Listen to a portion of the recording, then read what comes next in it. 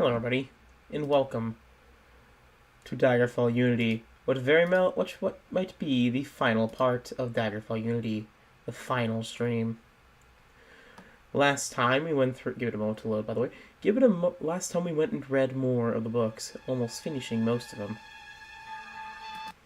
Getting most of the books done with, and are now made it to the real Baron Zaya. You know what this is about to be about.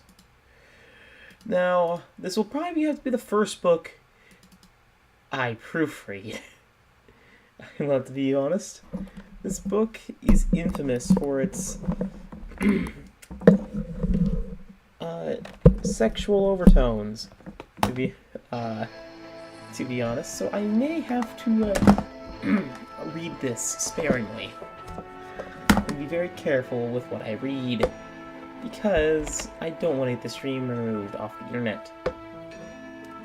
Also, it appears as Stream Elements has been removing one of the docs from OBS. It removed my my freaking,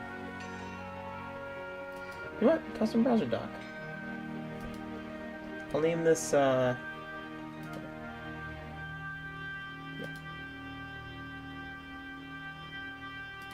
I'll name this view count.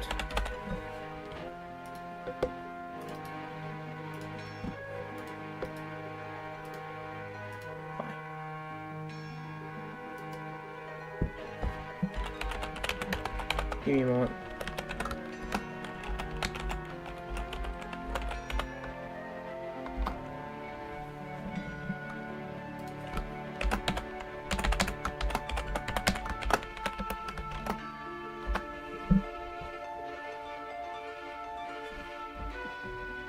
Hey, give it a moment. I'm gonna put the beer back. Yes, it's me.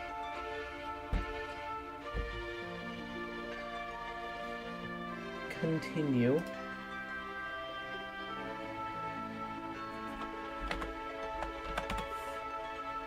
No, wait.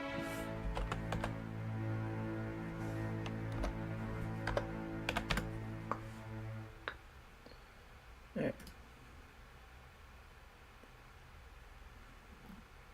Now. You freaking things do need Google. Anyways. Thanks.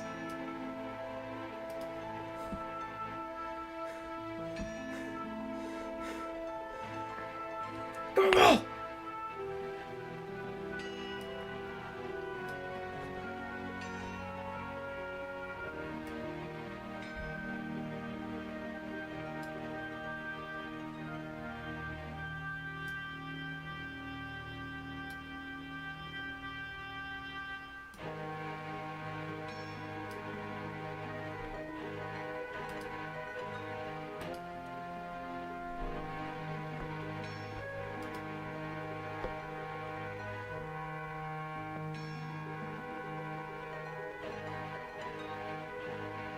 Okay, I can now see the view count. Move this to the bottom. There. Alright, there we are. Now, let us read the real Baron Zaya. Oi! Give me a moment to move justice. There we are. You know what this book's about. We all know what this book's about.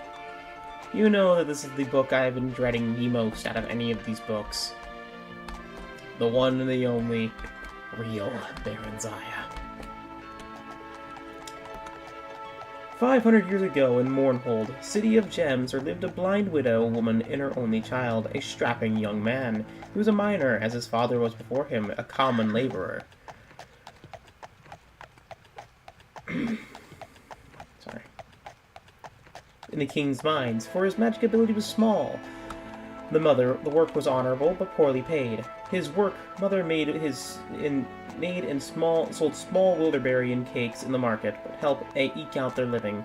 They did well enough, his mother said. They had enough to fill their bellies. No one could wear more than one suit of clothing at a time, and the roof only leaked when it rained. Shimachis would have liked more. He hoped for a lucky strike in the mines, which would garner him a large bonus.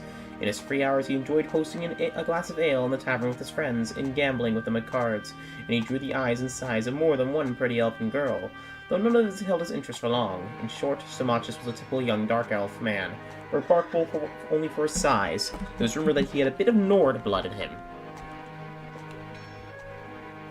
In Shimachis' 13th year, there was a great rejoicing in Mournhold, for a girl child was born to their lord and his lady, a queen among the people sang. "A queen is born to us!" For among the people in Mournhold, the birth of the female heir is sure to be a sign of peace and prosperity to come. Let's just, use these to grind up the heal. When the time came for the royal child's rite of naming, the lines were closed and Shimachis rushed home to bathe and dress at his best. "I'll come straight home and tell you all about it," he promised his mother, who was not to attend. She had been ailing. Besides, there would be a great crush of people, as all of Mournhold would be there, and being blind, she would be unable to see anything anyway. "My son," she says, "ere you go, fetch me a priest or healer, else I may pass from the mortal plane if you return." Shimachis crossed to the bed at once and noticed anxiously that her head was very hot, and her breathing shallow. He pried up the loose floorboard where their small hoard of savings was kept. There wasn't nearly enough to pay a priest for healing. He would have to give what they had and owe the rest. Shimachis snatched up his gold and rushed away. The street was full of folk hurrying to the sacred grove, but the mages' guild and temples were locked and barred. Closed for the ceremony, read the signs. Shimachis elbowed his way through the crowd and managed to overtake a brown-robed monk. "After the rite, brother," the monk said. "If you have any gold, I'll gladly to attend your mother. The Lord had bade all clerics to attend, and I shall not offend them." "Mother is desperately ill," Shimachis pled. "Surely my lord would not miss just one lowly monk." "The father Abbot will." "Abbot will, the monk said nervously, tearing his robe loose from Shimachis' grip and vanishing into the crowd. Shimachis tried other monks and mages too, but with no better result. The armored guards came through the street and pushed him aside with their lances, and Shimachis realized the royal procession was approaching. As a royal carriage grew abreast, Shimachis rushed out from the crowd and shouted, "My lord, my mother is dying!"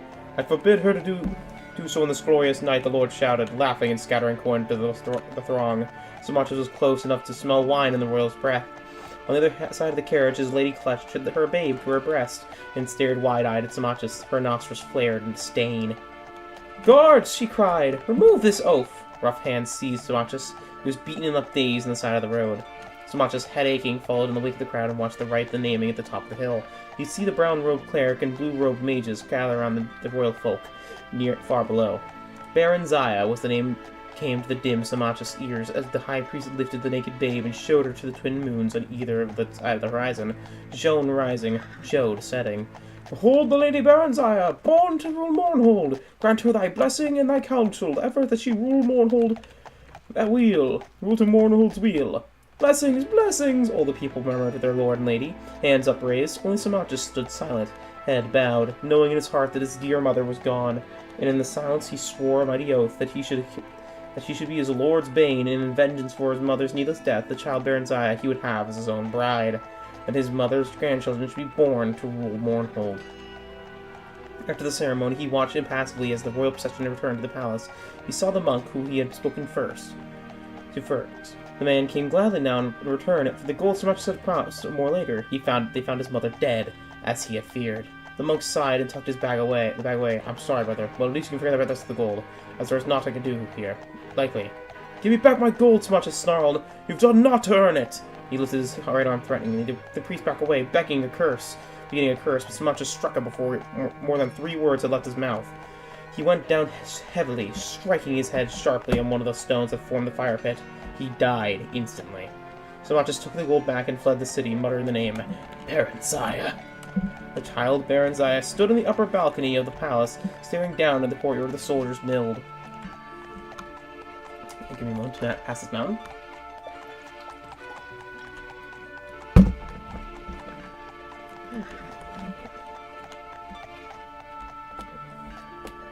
The provocative house, staring into the courtyard, the soldiers milled, splendid in their armor. Presently they formed into ranks, and cheered as her parents, the lord and lady, emerged from the palace, clad in head-to-toe in ebony armor, long purple-dyed fur cloaks flowing behind. Splendidly caparisoned, shining black horses were brought to them, and they mounted and rode to the courtyard gates. They turned to salute her. "Baron Zaya!" they cried. "Baron Zaya, farewell!" The little girl blinked back tears and waved bravely with one hand. Her favorite stuffed toy animal, a gray wolf cub she called Wolfen, clutched to her breast, and with the other she had never parted from her parents and had no idea what it meant. Say there was a war in the west, the names of Tiber Septim, and Symmachus was on everyone's lips. Spoken with hate, and dread. "Baron Zaya," the soldiers cried, lifting their lances, and swords and bows. Then her dear parents turned and rode away, soldiers trailing in their wake until the palace near emptied. Some time after came a day when Baron Zaya was shaken awake by her nurse, dressed hurriedly, and carried from the palace. All she remembered was that dreadful time was seeing a huge shadow with burning eyes that filled the sky. She was passed from hand to hand. A foreign soldier appeared. Her nurse vanished and was replaced by strangers, some more strange than others. There were days, or was it weeks, of travel. One morning she rode to step from the coach into a cold place with a large gray stone house set amid of the endless empty gray-green and hills patchily covered with gray-white snow. She clutched Wolfen to her breast with both hands and stood blinkingly at the shivering in the grey dawn, feeling very small and very black in all this endless gray and white space. A large gray-white woman was staring at her with dreadfully bright blue eyes. "She's very black, isn't she?" the woman remarked to her companion, a brown-skinned, black-haired woman named Hana, who had been traveling with Baron Zaya for several days. "I've never seen a dark elf before." "I don't know much about them myself," Hana said. "This one's got red hair and attempt to match, I can tell you that. Take care, she bites. And worse." "I'll soon train her out of that," the other woman sniffed. "And what was that filthy thing she's got?" "Ugh!" The Wolfen snatched Wolfen away and cast him into the fire, blazing in the hearth. Baron Zaya shrieked and would have flung herself in the fire after him, but was forcibly restrained, despite her attempts to bite and claw her oppressors, while the poor Wolfen was reduced to a little pile of charred ash. Jeez. I did read a bit about the real Baron Zaya Part 2. I do know this part has some scenes. Yeah. Or mentions of it. Baron Zaya grew like a weed transplanted into a Skyrim garden. A ward of Count Sven and his wife, Lady Inga. Outwardly, she thrived, but there was a cold and empty place within. "I've raised her as my own daughter," Lady Inga was wont to sigh when she sat gossiping with the neighbor ladies who come visit. "But she's a dark elf, what can you expect?" Baron Zaya was not meant to overhear these words. At least, she thought she was not. Her hearing was far keener than that of her Nord hosts. Other, less desirable dark elf traits included pilfering, lying, and little magic. Just a few fire spells and a little levitation. And she grew older. Now as she grew older, a keen interest in boys and men who could provide very pleasant sensations, and to her astonishment, gifts as well. Inga approved his activity for reasons incomprehensible to Baron Zaya, so she was careful to keep it as secret as possible. "I wonder what that thing was." Hint. It's Baron Zaya's calling card. She was wonderful to children, Inga added, meaning her 5 sons, all younger than Baron Zaya. She'd never see them come to harm. Tutor was hired when Johnny was 6, and Baron Zaya 8, and she studied academic lessons along with them. She would have liked arm training as well, but the very idea of a girl trained to arms scandalized Inga and Sven. Baron Zaya was given a bow and allowed to practice target shooting with the boys. She watched them at arms practice when she could, practiced with them when no grown folk were out, and knew that she was good or better than they. "She was very proud, isn't she?" the neighbor ladies would whisper, and Baron Zaya, pretending to hear, would nod in agreement. She could not help but feel superior to the Count and Countess. There was something about them that encouraged this disdain in her. She grew to learn that Sven and Inga were distant cousins, the last rulers of Darkmoon, and she began to understand. They were posers, imposters, not rulers at all. At least, they were not raised to rule. This thought made her strangely furious at them. A good, clean hatred detached from resentment. Baron Zaya came to see them as disgusting and corrupt insects who could be despised, but never feared. One month, a courier came back from the Emperor, carrying a small bag of gold for Inga and Sven, and a large bag of dried mushrooms from Morrowind for Baron Zaya's consumption. She was always made as presentable as a skinny dark elf girl could be made to look in Inga's eyes, and summoned one of the courier's presences for a brief interview. The same courier seldom came twice, but all looked over her over, rather as a farmer looks over a pig as he's studying for the market. In spring of her 16th year, Baronziah thought the courier looked as if she were ready for the market. On reflection, Baronziah decided that she could not wish to be marketed. The stable boy, Straw, a big blond boy, clumsy, gentle, affectionate, and rather simple, had been urging her to run off with him for some weeks. Baronziah stole the bag of gold the courier had left, took the mushrooms to the storeroom, dressed herself as a boy in some 12-year-old Jimmy's casual clothing, and one fine spring night they took the 2 best horses and rode hard to the city night towards Whiterun, the nearest city of any size, which was where Straw wanted to go.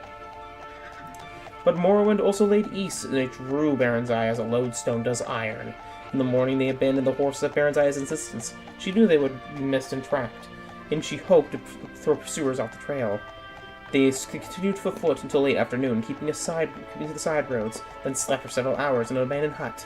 They went on to dusk and came up to Whiterun city gates just before dawn. Baronziah prepared a pass for Straw, steering an errand to a temple in the city for a local village lord.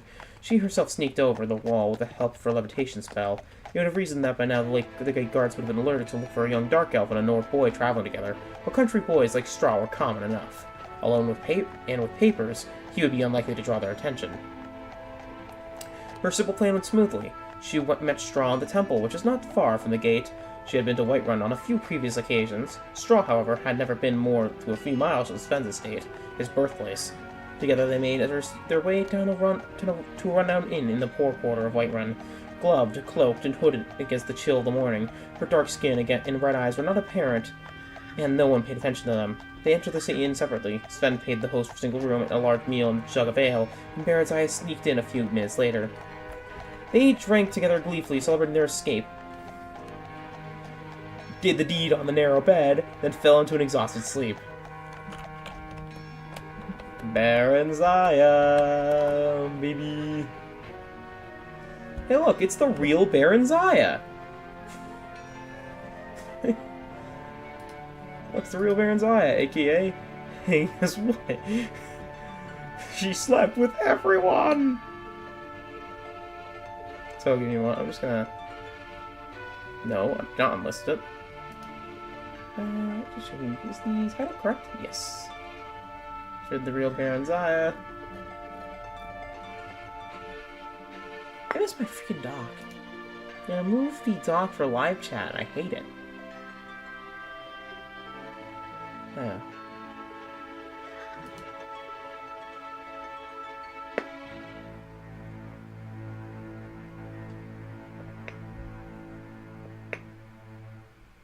No.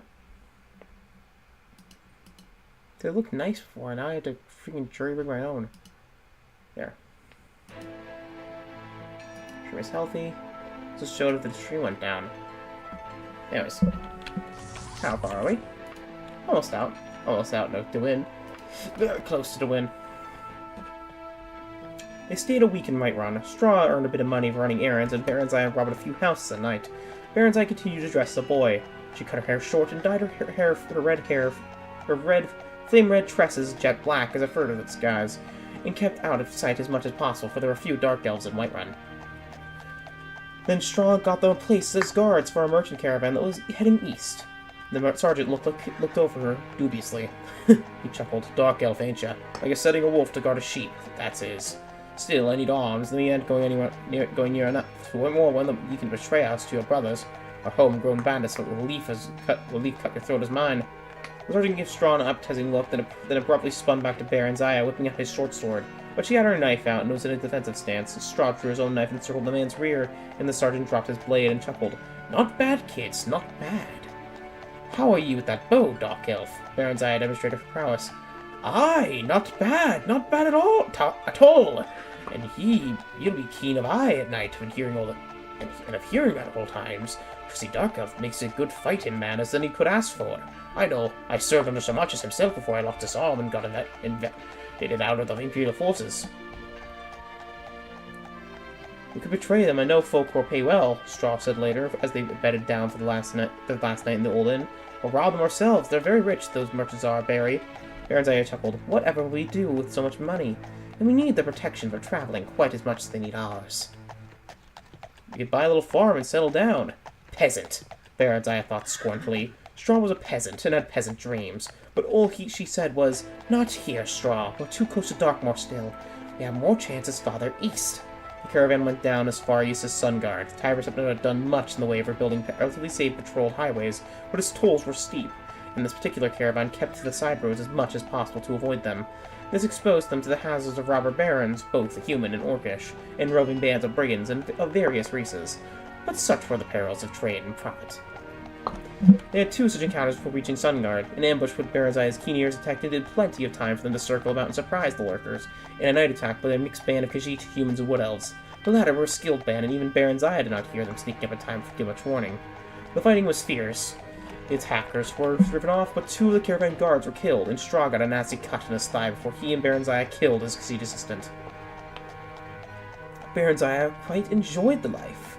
The garrulous sergeant had taken a liking to her, and she spent most of her evenings sitting around a campfire listening to his tales of campaigning in Morwen with Tiber Septim in Samachus.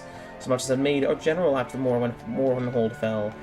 The sergeant said, "He was a fine soldier, Samachus is. There is much more than a soldier involved in Morwen, if you take my drift." "Well, you know about that I expect." "I don't remember," Baranzai said. "I mostly lived in Skyrim. My mother married a Skyrim man. They're both dead, though. What happened to the Lord and Lady of Mournhold?" The sergeant shrugged. "I never heard. Dead, I expect. All Morwen's under military rule now. It's pretty quiet. Maybe too quiet. They're calling for a storm." "You're going back there?" "Maybe," Baranzai said. The truth was that she was drawn to Morwen like a magnet. Straw sensed it and was unhappy about it. He was unhappy anyway, since they could not bed together, as he was supposed to be a boy. Baranzai rather missed it too, but not as much as Straw did. Seemingly, the sergeant wanted them to sign on for the return trip, but gave them a bonus when they parted with a letter of recommendation. Baranzai. Straw wanted to settle permanently near Sungard, but Baranzai insisted on continuing traveling east. "I'm the Queen of Mournhold by rights," she said, unsure of whether it was true or whether it was a story she had made up as a child. "I want to go home! I need to go home!" That at least was true. She had run out of mushrooms and was very hungry for them. She found a few for sale at Sungard Market. They were not as good as or satisfying as the one the courier had brought.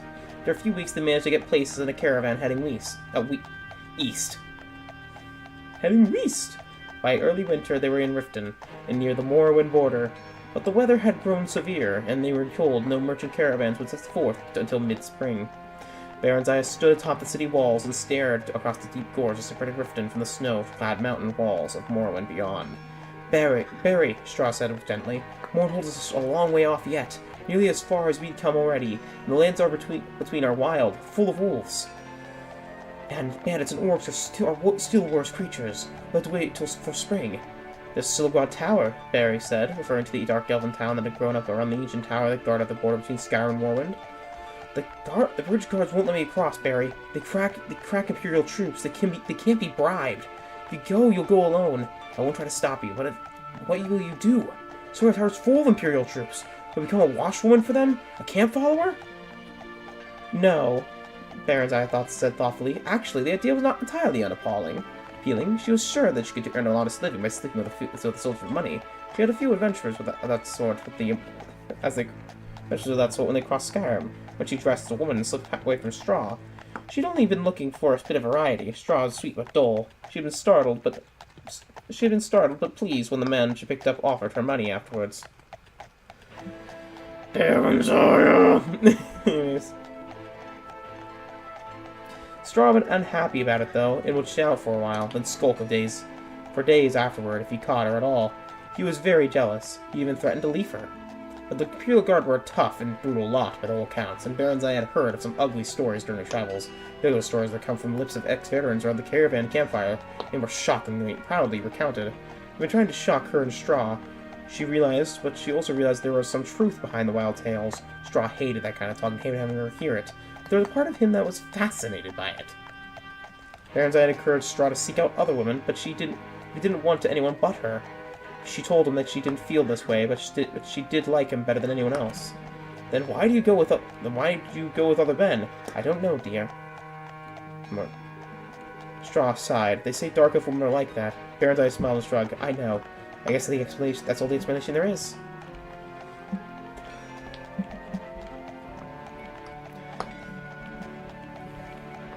Baron Zaya, she literally sleeps with everyone.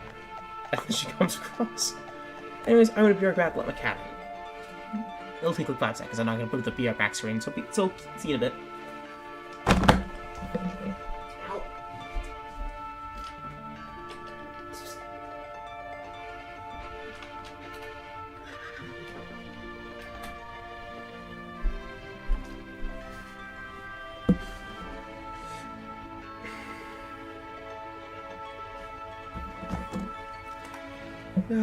I actually, maybe I will do this again.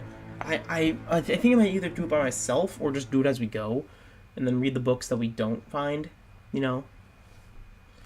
Is we take a collection of every book that we see and read, and then take one of them and store it in a huge library of sorts. Anyways, or maybe just do a cross-off list, like a checklist of books. Make like a Google Doc of them. Anyways, let's keep going. It's The Real Baron Zaya, Part 3, and Ultrazombie115 Radio.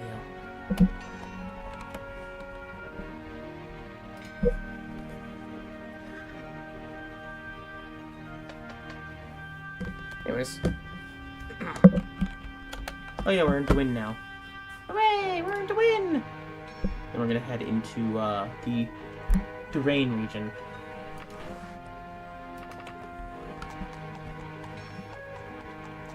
Warning, this article contains mature subject matter. Reader discretion is advised. Oh no. Oh no! Okay. So I may have to proofread this before I start reading. They settled into Riften for the winter, taking a cheap room in the slums. Baron Zaya joined the Thieves Guild. By the way, it's how the Stone of Baron Zaya exists, the Crown of Baron Zaya.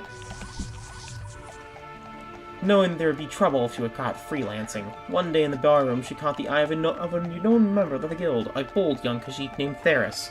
She offered to bed with him, and if he would sponsor her for the membership. He looked over her, grinning, and agreed, but she'd have to pass a test. What sort of test? Ah, Theris said, payment first, sweet thing. He put an arm around her, leaned over, and kissed her. Nice, he said presently, withdrawing his thumb on his hand.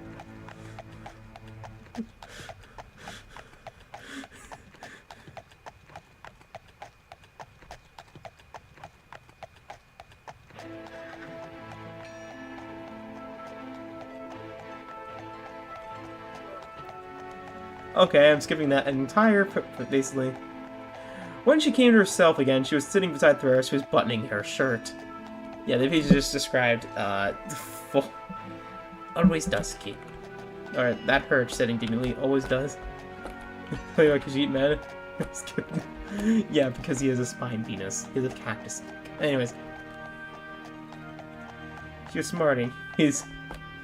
Yeah. The deal's off you like, you strut. Yeah, basically... It was I'm not reading most of this because it basically involves her having a sex with a Khajiit man. Anyways. But yeah.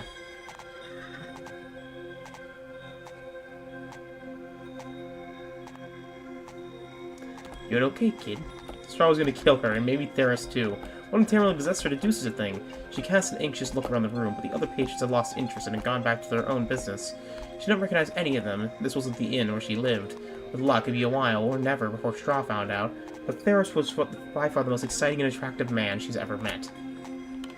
He not only told her about the skills needed to be a member of the Thieves Guild, but trained her in them himself, or introduced her to the people who could teach her.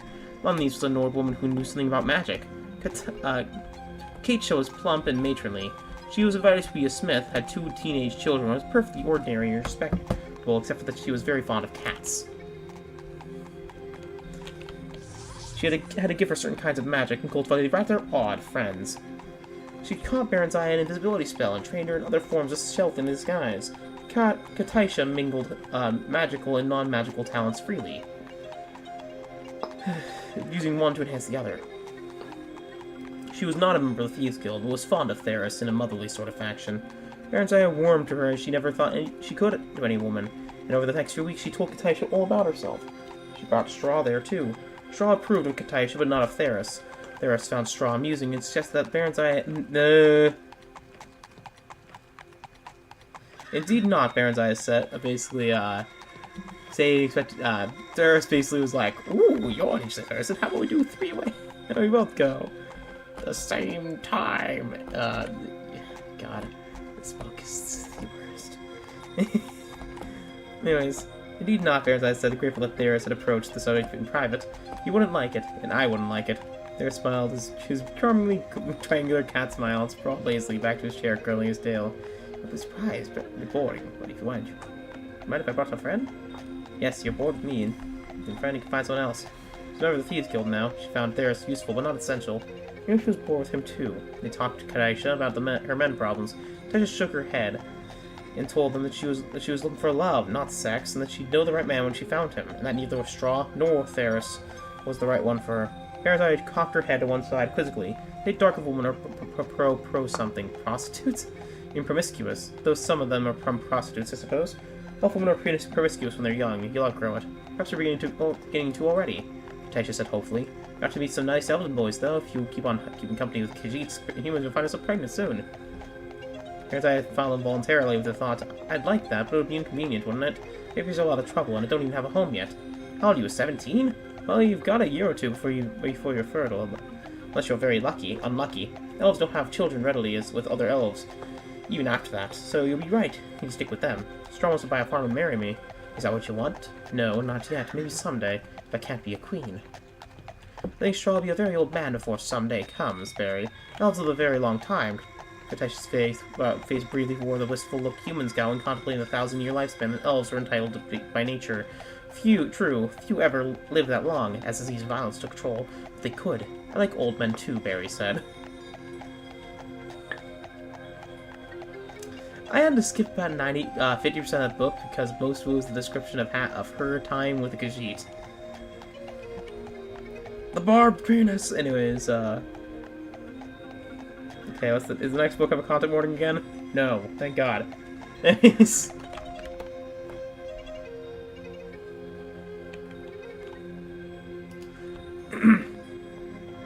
Baron's Eye fidgeted impatiently while Theris sorted through the papers on the desk. He was meticulous and methodical, careful to not replace everything that he just found it. Just as he found it, they entered an old man's house, leaving Straw outside as a lookout. Theris had said it was a simple job, a very secret. He hadn't even wanted to bring any other guild members along. He knew he could trust Barry and Straw. Tell me what you're looking for and I'll find it, Barry whispered. Theris' night sight wasn't as good as hers, and she didn't want to make it a light. Isn't it the opposite, actually, that Khajiits have extremely good night sight versus Dark Elves? And he didn't want to make a light. Barry had never been in such a luxurious place. She gazed around wonder as they made their way through the huge, echoing downstairs rooms. But Theris didn't seem interested in anything but the desk in the small, book-lined study on the upper floor. He hissed angrily. Someone's coming, Barry said. A moment before the door opened and 2 dark figures appeared. Theris gave her a violent shove towards them and sprang away towards the window. Baron's Eye's muscles went rigid. She couldn't move or even speak. She watched helplessly as the dark figure leaped after Theris. There were 2 quick, silent blue flares of light, and Theris folded in a still heap. Outside the study, the house had come alive, with footsteps and voices calling to the planks of armor. The big man, a dark elf, half lifted, half dragged Theris to the door and thrust him into waiting arms. The jerk of an elf's head sent his robed companion after him. The elf came over to inspect Baron's Eye, who had once again been able to move, though her head throbbed maddeningly when she did so. Open your shirt, Baron's Eye, the elf said. Baron's Eye gaped and clutched it closed. You're a girl, aren't you, Barry? He said softly. You should have stopped dressing as a boy a few months ago, you know? You were only drawing attention to yourself and calling yourself Barry? Is your friend Straw too stupid to remember anything else? It's a common elf name, Baron's Eye defended herself. The man shook his head sadly. Not among dark elves, this is my dear. But you really don't know much about dark elves, do you? I regret that, but I couldn't be helped. No matter, I'll remedy it. Who are you? Baron's Eye demanded. So much for fame, the man shrugged, smiling wryly. I am Samachus, my lady, and it was a mere chase that you led me. Although I'd guess you'd head for Morrowind, you had a bit of luck. A body was found in right one of those thought to be Straw's, so we stopped looking for the pair. That was careless of me. Yet I'd not have thought you stayed together this long. Where is he? Is he alright? Oh, he's fine for now. In custody, of course. You care for him, then? He stared at her with curiosity. How the red eyes were so strange for her seldom-seen image. "It's my friend," Baron's said. Those words came in a tone that sounded dull and hopeless in her own eyes. Samachus. Samachus! A general in the Imperial Army said of this friendship an ear Tiber said to himself. Aye, he said of several unsuitable friends. You forgive my saying so, my lady. As they talked, the bustle and flurry of the house had died away, though she could hear people, presumably the residents, whispering together not far off. A tall elf seated himself in the corner of a desk, seemed to quite relax and prepared to stay a while. Several? What's going to happen to them? To me? Ah, so you know this house belongs to the commander of the Imperial troops in the area, Baron's gasped. And Samachus looked up sharply. You didn't know? You're all rash even for 17. You must always know what it is you do. But the guild wouldn't... Baron's was trembling. The Thieves Guild would have never attempted a mission that involved Imperial policies. No one dared oppose Tiber Septim, at least no one she knew of. I dare say it's unlikely that Theros had guild approval for this job. I wonder, Samachus investigated carefully, pulling out his drawers. He lifted one, placed its contents on the desk atop, and removed the false bottom. There was a folded sheet of paper inside, and seemed to be a map of some sort. Baron's edged closer to see it. Samachus held it away from her, laughing. Rash indeed! He glanced over and then folded it and replaced it. You advised me to seek knowledge. So I did. Suddenly seemed to be in a high good humor. I'm just getting going, my dear lady. He shepherded her to the door, down the stairs, and out of the night's air. No one was about. Baron's eyes darted to the shadows. She wondered if she could outrun him or elude him somehow.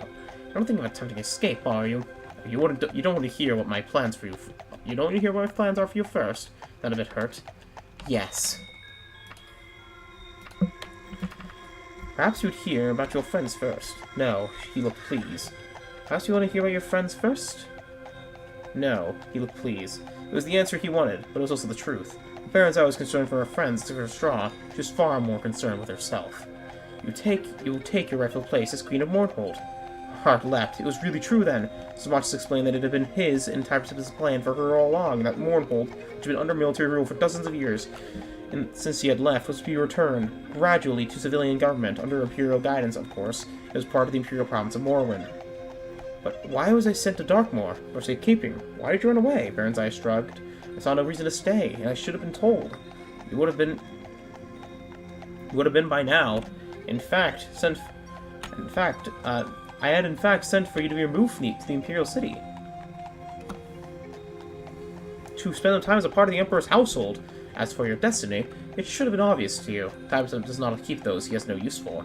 And what else could you be that is for of use to him? I know nothing of him or you. Then know this, Tiber rewards friend and foe alike according to their deserts.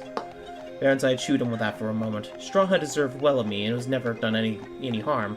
He's not a member of the Thieves Guild. He came along to protect me. He earns our keep by running errands and...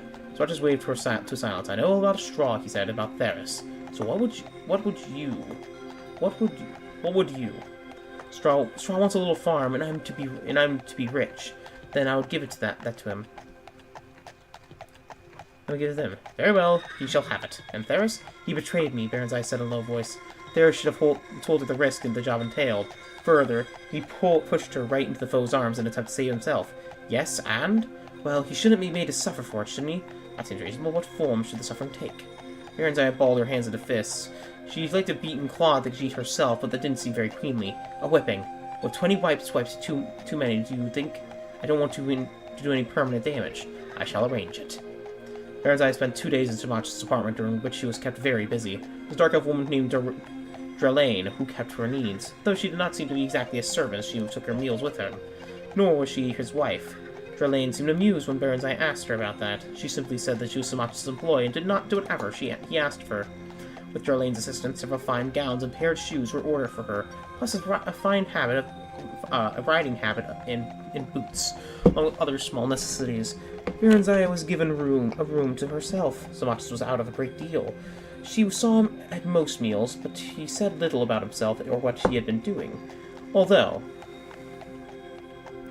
he was cordial and polite, was quite willing to converse on most subjects, and seemed interested in anything he had to say. Drelane was much quite the same. Baron's had found them pleasant enough, but hard to get to know, as Katisha would have put it. She felt an odd disappointment. They were the first dark elves with whom she'd associate closely. She had expected to feel comfortable with them, to feel, at least, that was where she belonged. Instead, she found herself yearning for her Nord friends, Kataisha and Straw. When Samachus told her that they were set off the Imperial City by the morrow, she asked if she could say goodbye to her friends. Kataisha, he asked? Well enough, I suppose. I owe her something. It was who led me to you. By telling me of a lonely dark elf girl named Barry who needs elven friends, and sometimes dressed as a boy. She has no association with the Thieves Guild, and no one associated with the Thieves Guild seemed to know your true identity, save Theris. That as well. I prefer that your former guild membership not be made public knowledge. You will speak to it to no one. It does not become an Imperial Queen. But no one knows but Straw and Theris. They won't tell anyone. No, they won't. He didn't seem to know that Kataisha knew then. He didn't know that Kataisha knew then. Straw came to the apartment the morning of their departure, and they were left alone in the parlor, though Baron Zaya knew that the other elves were within hearing. Straw looked pale, drawn and pale. They hugged one another silently for a few minutes. Straw's shoulders were shaking, and tears were rolling down his cheeks, but he said nothing. Baron Zaya tried to smile. So we both get what we want. I'll be queen of Mournhold, and you'll be queen of your own farm. I'll write to you. You must find a scribe so you can write me too. Straw shook his head sadly, and then Baron Zaya persisted. He opened his mouth and pointed inside, making an articulate noise. His tongue was gone. Baron Zaya collapsed to a chair and wept noisily. Why? She demanded to Samachus, then Straw had been ushered away. Why? Samachus shrugged. He knows too much of you. It could be dangerous. At least he's alive. He won't need a tongue to farm. I hate you! Baron Zaya screamed at him, and then leaned over and vomited on the floor. She continued to revile him, even between intermediate bouts of nausea. He listened stolidly to her some time, while Geraldine cleaned up after her. Finally, he told her to cease, or he would gag her for the journey. They stopped at Kataisha's house. Samachus and Geraldine didn't dismount. All seemed normal, but Baron Zaya was frightened at her as she knocked the door. Kataisha answered her knock, but was obviously had been weeping. But she embraced Baron Zaya. Why are you crying? Baron Zaya asked. For Theris, of course. You haven't heard? He's dead. He was caught stealing from a commandant's house. Poor fellow. It was so foolish of him. Oh, Baron Zaya, who was drawn and quartered this very dawn by the commandant's order. I went and asked for him. He asked for me. It was terrible. He suffered so long before he died. I'll never forget it. I looked to you and Straw, but no one knew where you got to. That's the Samachus you were with, isn't it? You know, the moment I saw him, I thought, this is the one for Baron Zaya. I told him about you, you know. Yes, Baron Zaya said. Kataisha, I love you, but please don't ever tell anyone anything about me. Ever. Swear you won't. Especially not Samachus. And look after poor Straw for me. Kataisha promised, and puzzled but willing. Barry, it wasn't some because of me that Theris was caught. I never said anything about Theris to Samachus. Baron Zaya assured her that it wasn't, and that it was an informer that had told the Imperial Guard of Theris' plans, which is probably a lie, but Kataisha barely needed some kind of comfort. Or badly. Oh, I'm glad of that. If I can be of help to anything just now, I'd hate to think, but how could I have known? And Samachus is very handsome, don't you think? And charming. Not again. I don't know, Baron Zaya said. I haven't really thought about it. There hasn't been time, she explained about being the queen. There hasn't been time. She explained about being the queen of Mournhold.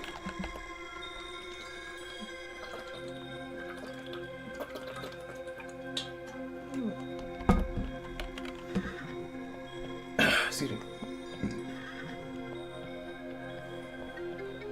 So about being the queen of Mournhold and going to live in the Imperial City for a while. She was looking for me. He was looking for me. I don't think he thinks me as a woman at all. He said I didn't look like a boy, though, she added in the face of Kataisha incredulously. She knew that Baron Zaya evaluated every male she saw in terms of sexual desirability. I suppose it's the shock of finding out that I'm really a queen, she added. And Kataisha agreed that there must be something of shock, though one there must be no likelihood of her experiencing firsthand.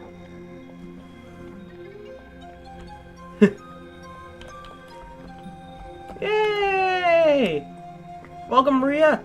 Marie. Sorry. Marie. Welcome, Marie! We are actually... I just started about 47 minutes ago. We are in the middle of the fourth book of the real Baron Zaya. To explain what happened, basically, Baron Zaya was born. Baron Zaya skipped a straw. They joined the Thieves Guild. Baron Zaya had relations with a Khajiit, with a barbed privates, and she was found with Samachus. Baron Zaya, Samachis cut out Straw's tongue and murdered the Khajiit. And basically she's talking with a Nord woman in Riften, who basically helped kind of mother her.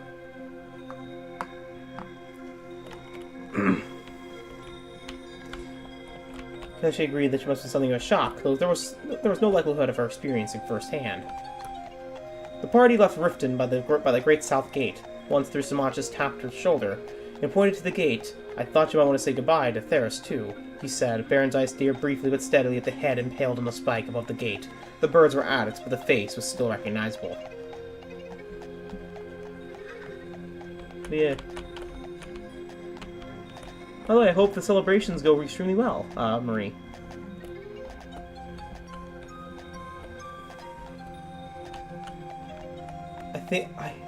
I think you'll not hear me, she said. Let's be on our way, shall we? Samachis was clearly disappointed by her lack of reaction. You heard this from Kataisha? Of course, she attended the execution, Baron's eyes said casually. But of course, she attended the execution. If she didn't know already, he'd find out soon enough, she was sure of that. Did she know Theris belonged to a guild? The guild? Everyone knew that. It was only lower-ranking members like me who were supposed to keep their membership secret. Ranking officers are well known, but you all know that, don't you? She smiled archly at him. So you told her who you were and whence you'd come, but not about the guild? The guild membership was not my secret to tell. The other was... There's a difference. Besides, Kataisha's a very honest person. Had I told her, it would have lessened me in her eyes. She was always after Theris to wake up, to take up a more honest line of work. I valued her good opinion, so she also thought I'd be happier if I settled down with just one man friend, one of my own race. You, in fact. Isn't it odd how she wishes come true sometimes, but not the way you want them to? Yes, very odd. Something about the way he said that made her think that she herself was one of his wishes that had come true in a way that wasn't altogether to his liking. And that ends the Real Baron Zaya 4. On to the next chapter on Ultrazombie115 Radio. Tom to the next book, The Real Baron Zaya. Also, geez, the Khajiit freaking died. Brutal death. Also, to show where we are on the map now. We are in the middle of the wind. About to head into the rain.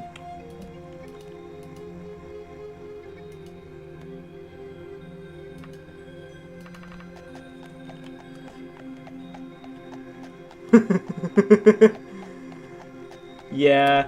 I like to think there's a mixture of both in there. Like, I think that, like, for instance, I don't think Straw was as evil as the records did, like, said she was, but I also think she did just join the Thieves Guild. I think a lot of the Real Baron Zaya has more canon.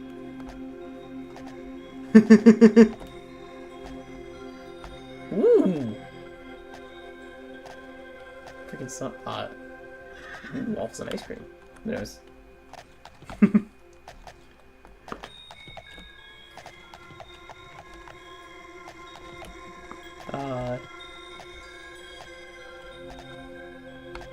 Funny enough, when I tomorrow is a birthday for one of my sisters, so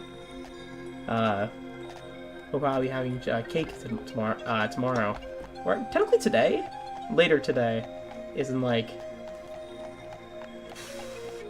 12 hours from now. But hey, we enter the Weeping Oracle of Julianos. Let's rest up for the inn. Because why not? Oh, there's only a Temple of Julianos.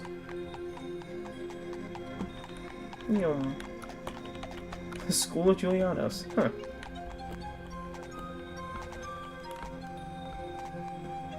Yeah. Time to continue the 5th book on the list of the Real Baron Zaya.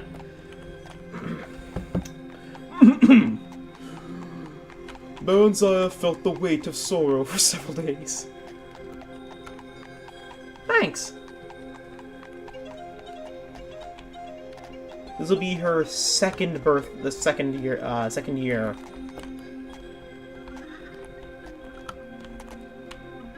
I got her, one of her favorite snacks for her birthday. I know it's probably not gonna be, it's not as good as like a toy or something like that, but it's her favorite snack of all time, black raspberries. Or blackberries. I basically gave her an entire pack of them just for her. Anyways, Baron Zaya felt the weight of sorrow for several days, but by their day out, her spirits had, and also because her party is coming up around, like they're both her and her older sister's party are coming out around Sunday. So someday, so Saturday, I'm gonna pick up a gift for both of them, a bigger gift. But yeah.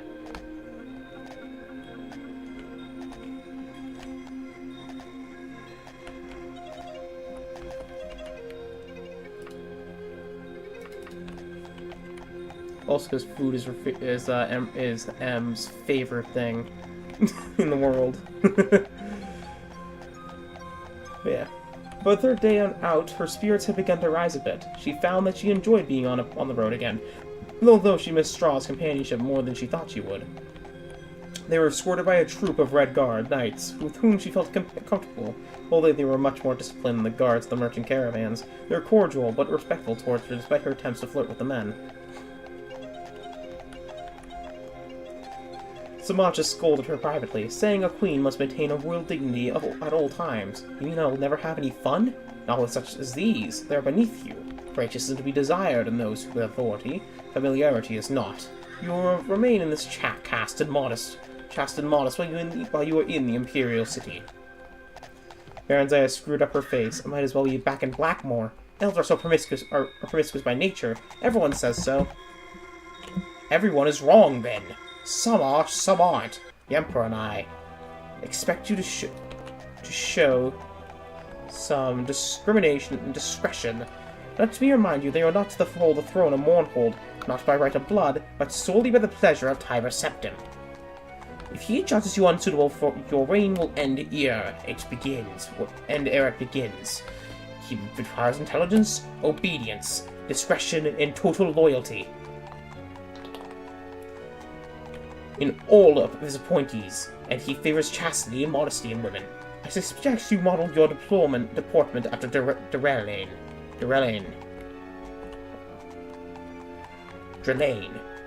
I'd like her to be back in Blackmoor, Baron Zaya said indignantly. That's not an option. If you're no use at Tiber Septim, he will see that you are of no use to his enemies either, Smash said coldly. If you would keep your head upon your shoulders, take warning. Let me add that power offers pleasures other than those of carnality in low company. He spoke of art, literature, drama, music, and grand balls. Baron Zaya listened with interest, spurred by his threats. But after asked if she might continue her study of spellcasting while in the Imperial City, Swaja seemed pleased and promised to arrange it.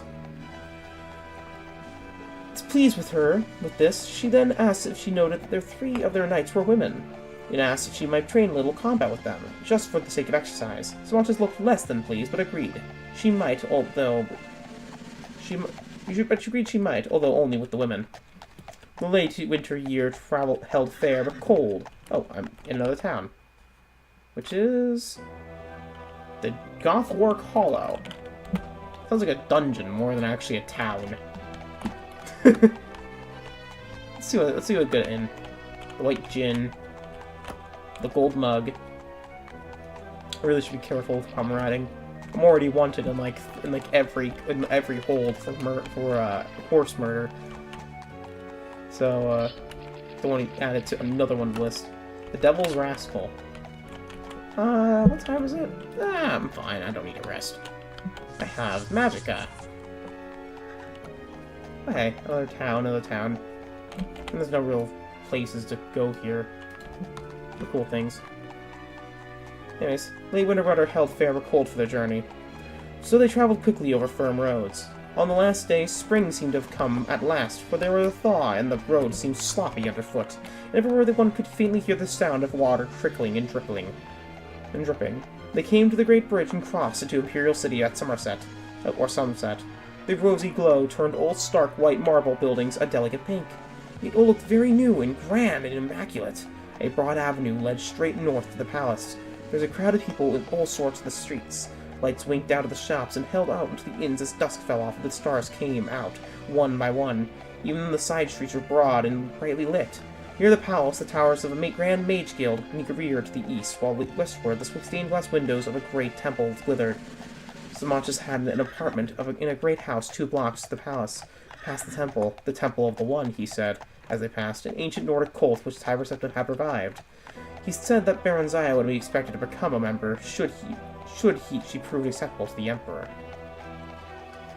Samachis' apartment was very grand, though little to Baron Zaya's liking. The walls and furnishings were stark white, relieved only by touches of bright gold.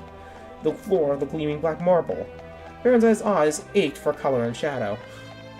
Actually, I think it's funny, as the Imperial City is actually the same as it is in Oblivion, with its description of color, it being mostly marble. You know? Color and shadow. In the morning, Samachis and Drelane escorted her to the Imperial Palace. Baron Zaya noted that everyone they met greeted Samachis with a differential respect, which in some cases bordered on obsequiousness. She took it quite for granted. She and Samachis were ushered directly into the Imperial presence. Morning sun flooded the tiny rooms through the large window with tiny panes. Watching over the breakfast table and the single man who sat there, dark against the light. He leapt to his feet as they entered and hurried up towards them. "Ah, Samachis, my friend! I welcome thy return most gratefully." His hands touched Samachis' soldier's brief, fondly interrupting the deep brow the elf had gun. Baron Zaya courtesied as Tiber Septim turned to her. "Baron Zaya, my naughty little runaway. How do you do, child? Here, let me have a look at you. Why, Samachis is charming, absolutely charming. How have you hidden her from us all these years? The light too much. Is the light too much? Shall I draw the hangings?" "Yes, of course." He waved aside Samachis' protest and drew the curtains himself, not troubling to summon a servant. "You will pardon me for this discourtesy to my guests. I had much to think of. Well, that's yet excuse for inhospitality. Ah, pray, join me. There is some excellent fruit from the Black Marsh." I wonder what fruit they grow in the Black Marsh. Because, like, Because it's like swamp. Like, what are some good, like, swamp oranges? Citruses?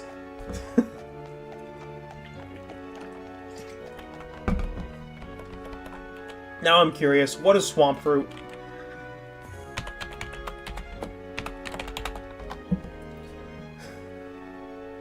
That is a devil fruit from One Piece.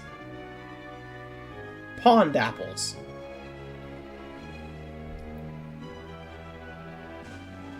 So pond apples is a native tree to Florida. And it's actually able to be, it's tolerant of salt water. Means it's able to grow in salt water? What? And it's edible? Nani? Until a swamp apple, or a Nona glabra.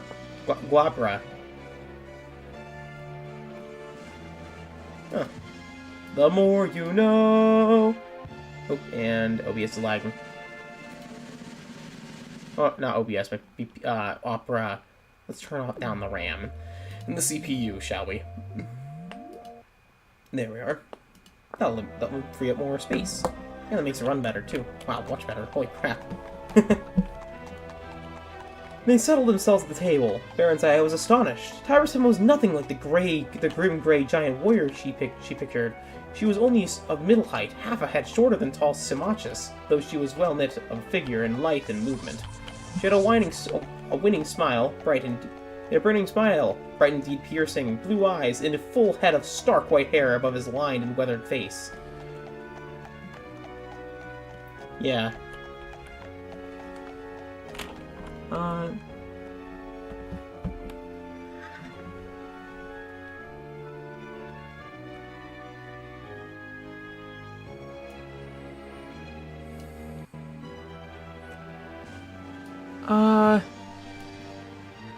Give it a moment, because one of the, oh yeah, berries and stuff like that might appear. I think one of your comments, didn't appear in the chat. Which is the one before, at least in Honor of Gonians. Okay, yeah. Fruits and berries. But yeah, it would make sense.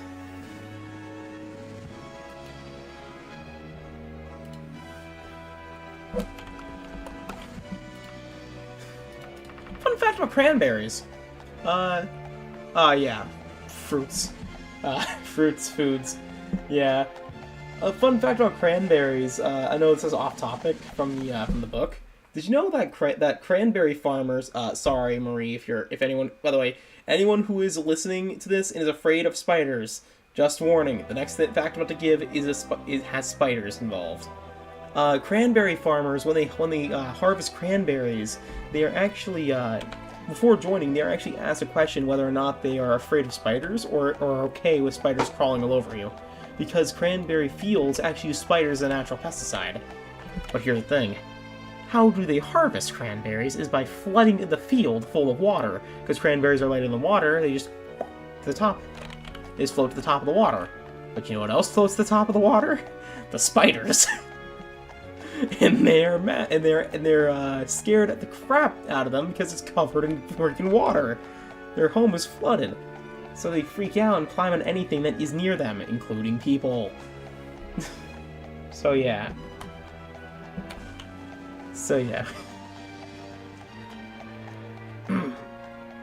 He might have been any age from 40 to 60. No, Excellency, Baronzaya replied. In truth, no. Though I am fancied so at times. Samacha had made up a lie for her, and Baronzaya had told it, though with misgivings. The stable boy Straw had convinced her that her guardians, unable to find a suitable husband for her, meant to sell her as her concubine in Rahad. And when a Red Guard had indeed come, she had panicked and fled with him.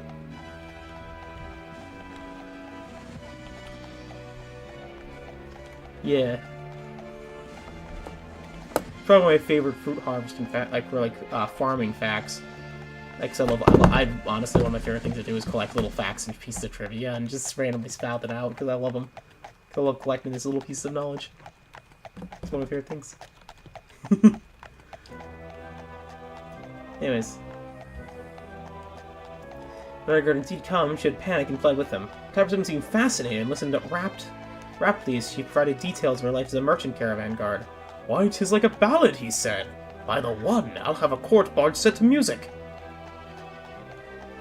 What a charming boy you must have made, Samacha said. Baronzaya stopped in some confusion. He said, well, that I have no longer to look much like a boy. I have grown in the past few months. She lowered her gaze in what she hoped looked like a maiden's modesty. He's a very discerning fellow, he's a very discerning fellow. He is my friend, Samachus. I know I've been a very foolish girl. I must crave thy pardon, and that to my kind guardians. I realized it some time ago, but I was too ashamed to go home, and I do long for Morrowind. My soul pines for my own country. My dear, you shall go home. I promise. You shall go home. I promise you, and that I pray that you remain with us a little longer, that you may prepare yourself for the stern and task that charge you. Baronzaya gazed at him earnestly, heart beating hard. It was all working just as Samacha had said it would. She felt a warm flush of gratitude towards him, but it was careful to keep her attention focused on the Emperor. I am honored, Excellency, and wish most earnestly to serve you in this great empire that you have forged in any way I can. It was a polite thing to say, but Baronzaya really meant it. She was awed by the magnificence of the city, and the discipline and order everywhere evident, and was excited at the prospect of being part of it all. Plus, she felt quite drawn to Tiber Septim. I wonder why. After a few days, Samacha left for Mournhold to take up duties as governor until Baronzaya was ready to assume the throne, after which he would become her prime minister. With Ralaine at the palace, several tutors provided for her with Duraine as chaperone, took up residence in the palace. Several tutors were provided for her. During that time, she became deeply interested in the magical arts, but she found the study of history and policies not old to her taste. On the contrary, she met Tiber Septim in the palace gardens, and he would unfailingly inquire politely as to her progress. And chilled her, though with a smile, over her disinterest in the matters of the state. However, he was always happy to instruct her on fine points of magic, and he seemed to make even history and politics seem interesting after all. They're people, child, not dry facts in a dusty book, he said. As her understanding broadened, their discussions became longer, deeper, and more frequent. He spoke to her of his vision of United Tamriel, each race separate and distinct, but with shared ideals and goals, all contributing to the same common weal. Some things are universal, shared by all sentient folks of goodwill, he said. So the one teaches us. We must unite against the malicious and the brutish, the maze created, the orcs, trolls, goblins, and other worse creatures. We'll not strive gain one another. Strive against one another. Sorry. His blue eyes would lighten as it stared into his dream, and Baronziah was delighted to just sit and listen to him. If he drew close to her, the side of her body next to him would glow as if you were on if you were a fire. If their hands met, she would tingle all over as if his body were charged with a small shock spell. One day, quite unexpectedly, he took her face in his hands and kissed her gently on the mouth. She drew back after a few moments, astonished by the violence of her feelings, and he apologized instantly. I didn't mean to do that, You're so beautiful, my dear. So very beautiful. He was looking at her with a hopeless yearning in his face. She turned away, tears streaming down her face. Are you angry at me? Are you angry to talk to me? Baronziah shook her head. I could never be angry at you. I love you. I know it's wrong, but I can't help it. I have a wife, he said. She is good and a virtuous woman, and the mother of my children. I could never put her aside, yet there is nothing between us. No sharing of the spirit. She would have had me be other than what I am. I'm the most powerful man in Tamriel, and Baronziah, I think I am the most lonely as well. Power, he said with contempt. I'll trade a good share of it for youth and love if the gods allow it. But you are strong and vigorous and vital more than any man I've ever known. He shook his head. Today perhaps, yet I'm less than I was yesterday. Last 10 years ago, I feel the sting of my mortality, and it is painful. I can seize thy pain. Let me do so. Baronziah moved towards him, hands outstretched. I would not take thy innocence from thee. I am not that innocent. How so? Taverson's voice grated harshly, his brow knitting. Baronziah's mouth went dry. What has she done? There was straw, she faltered. I was lonely too. Am lonely. I'm not as strong as you. She cast her eyes down in embarrassment. I'm not worthy. Oh my god, this story is about to get into this part. No, not so, Baronziah. It cannot last for long. You have a duty in Mournhold. I must tend my empire.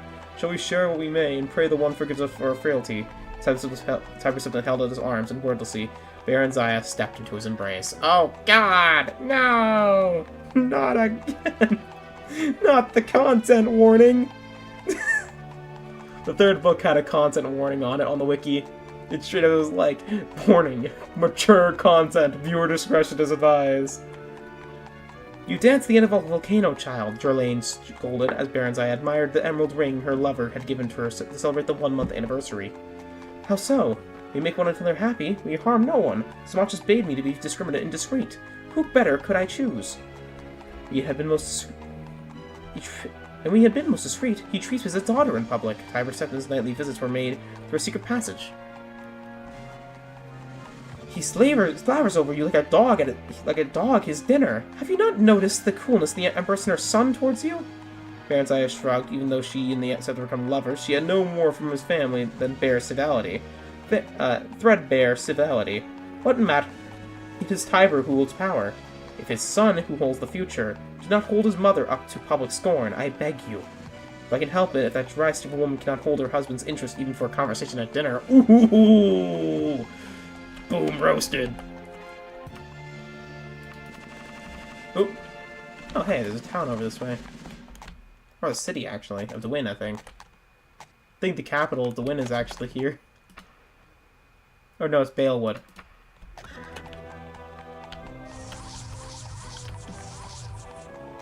Hey.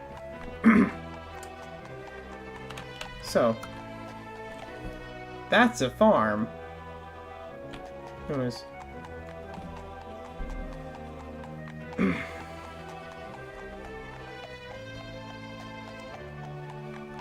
Have less to say in public, that is all I ask. She matters little, save that her children love her, and you do not want them as enemies. Taversson has not long to live, I mean. Jorlane demanded quickly at Baronziah's scowl. Humans are all short-lived. Temporary, as we elves say. They come and go as the seasons do. The families of the powerful live on for a time. You must be a family friend if you would see lasting profit for your relationship. Ah, how can I make you truly see? You who are young and inhuman-bred as well. If you take care, you and Mournhold are likely to live to see the fall of the Septim dynasty. If indeed he has founded one, as you've seen its rise. It is the way of human history. They ebb and flow like the tides. Their cities and even their empresses bloom in like spring flowers, only to wither and die in the summer sun. Actually, a good way of describing the difference between the shorter lived humans for this long-lived myrrh, them being like flowers versus a tree. You know, a tree lives for a while, it can die to disease or being cut down, or just after old age. Eventually, trees eventually wither and die. But a flower, it blooms very quickly. But even before a tree has even the time to go to even a foot, a flower withers and dies. I think it's a really cool idea describing that.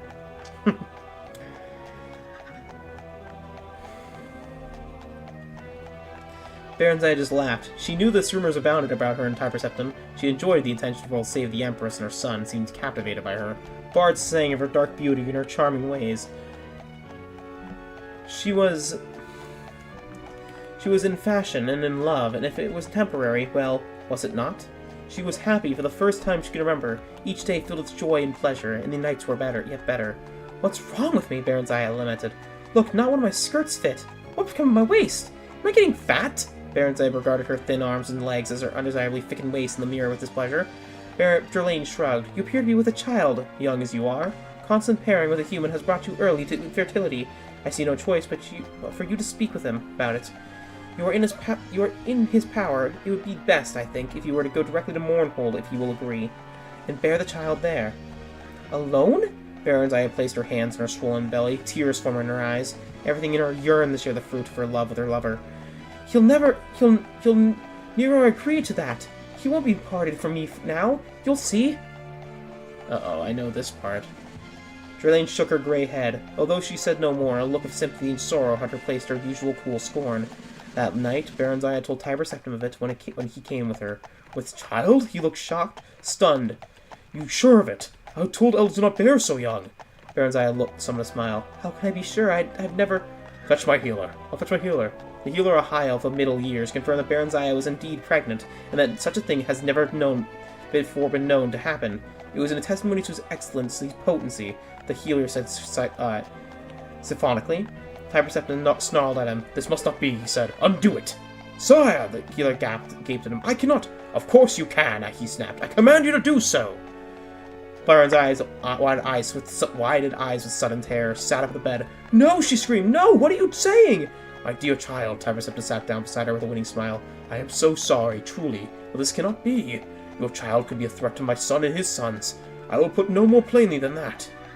The child I bear is your child, she wailed. No, but is a possibility. Might be. Not yet gifted with a soul, or quickened into life. I will not have it so. He gave the healer another hard stare, and the elf began to tremble.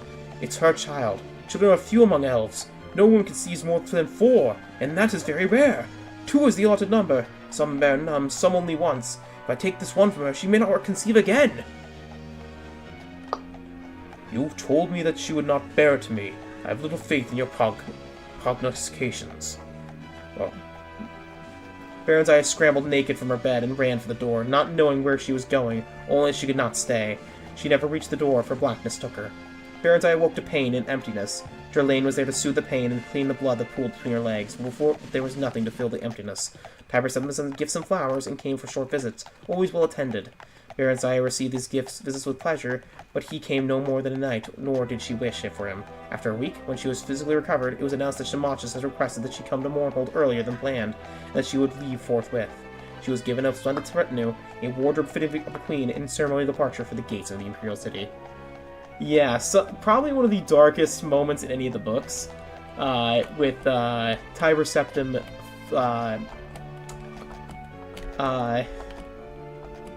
yeah,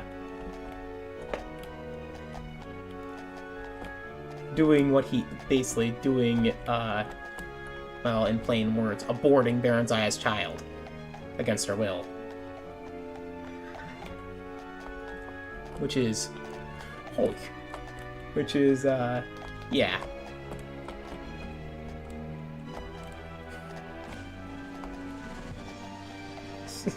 Suddenly, the attitude of this entire story has changed. Anyways. Welcome to part 7 of the real Baron's Eye now.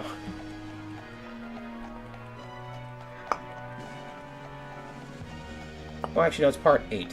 No, it's part 7. I skipped part. That was part 6. I just read. Part 7.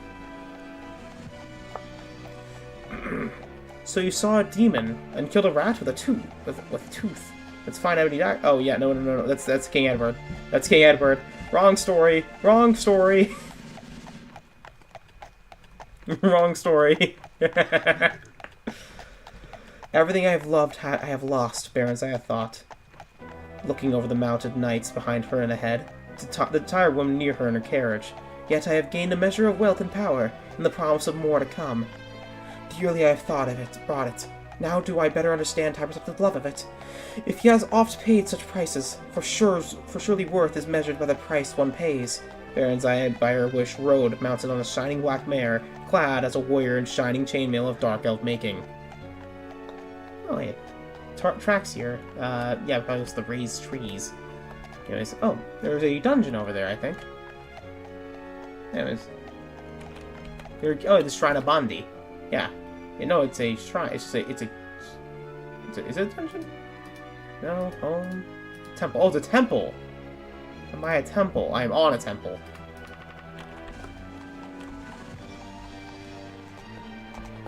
What is the Temple of Bandi? This is the Witch's Coven, isn't it?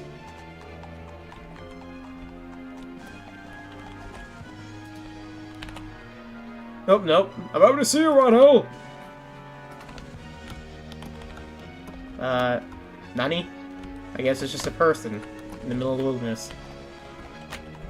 But we're almost out of, Dwyn already.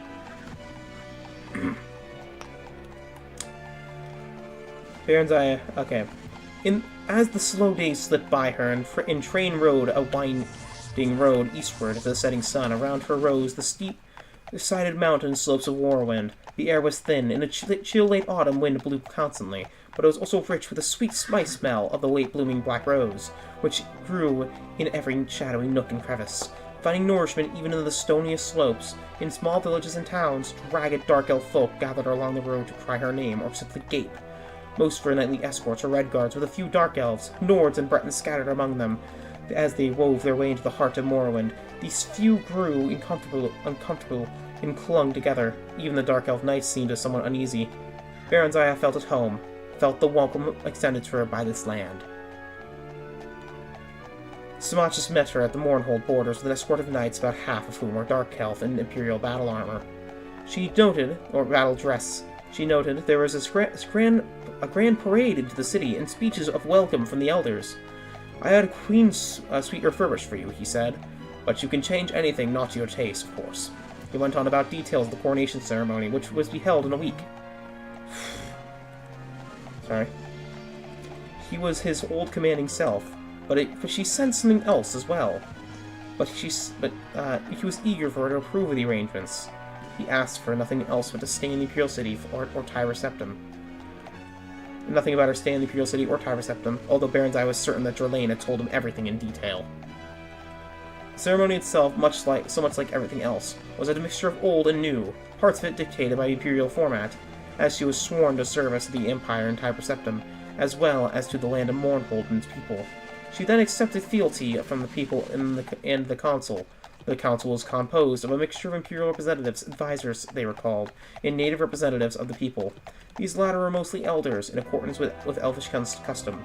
Baron's Eye found that much of her time was occupied in an attempt to reconcile the two forces, and the elders were expected to do most of the conciliating in the name of the reforms introduced to the Empire, such as the land ownership and surface farming, which went clean against the Dark Elves in tradition, as laid down with their ancient gods and goddesses. Now Tyre Septim, in the name of the One, had to create a new tradition, and the gods and the goddesses themselves were expected to obey. Baron's Eye threw herself into work and study.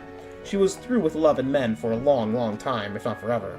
There were other pleasures she discovered, as so much as a promise. Those of the mind and power. She developed a love for Dark Elf history and legend, a hunger to know the people whom she sprang, proud warriors and craftsmen. Tiber lived for another half-century, during which she saw him on a few occasions. It was forbidden by the Imperial City for one reason or another.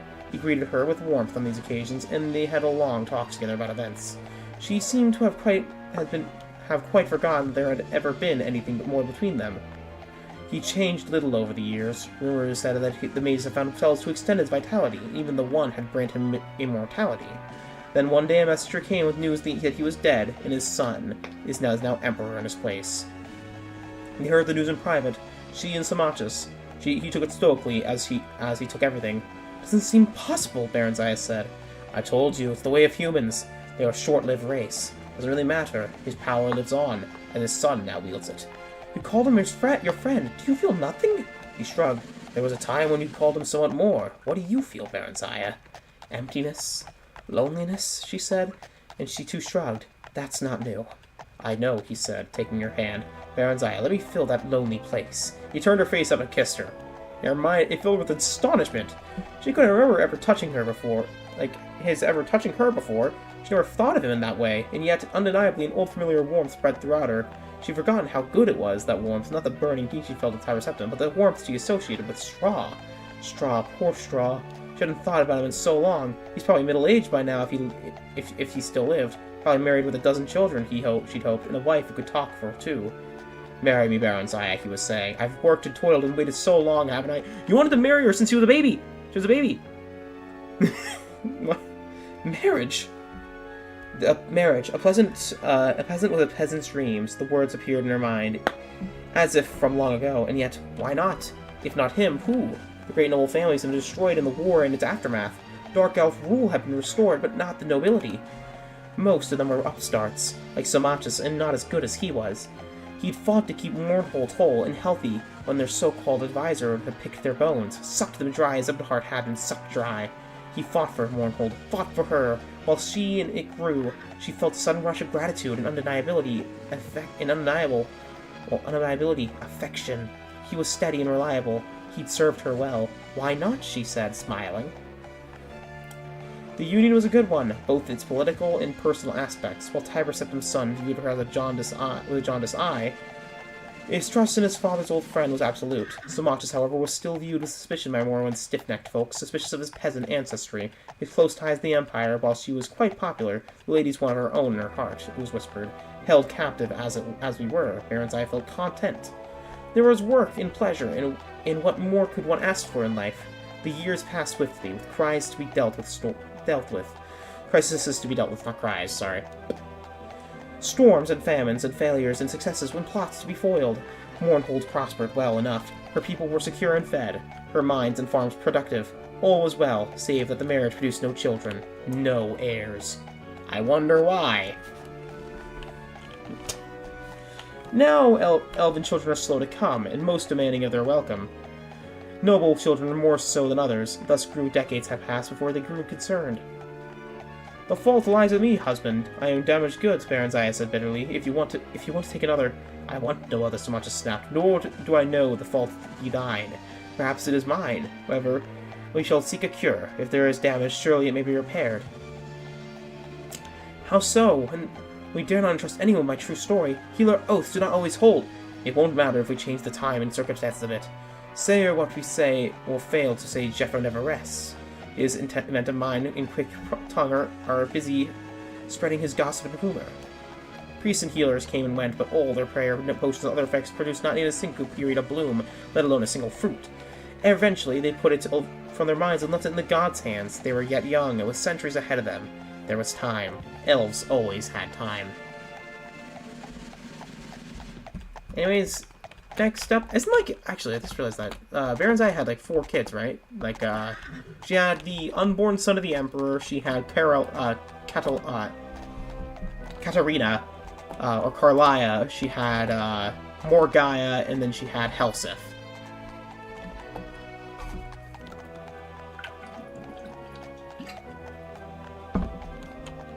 If I remember right.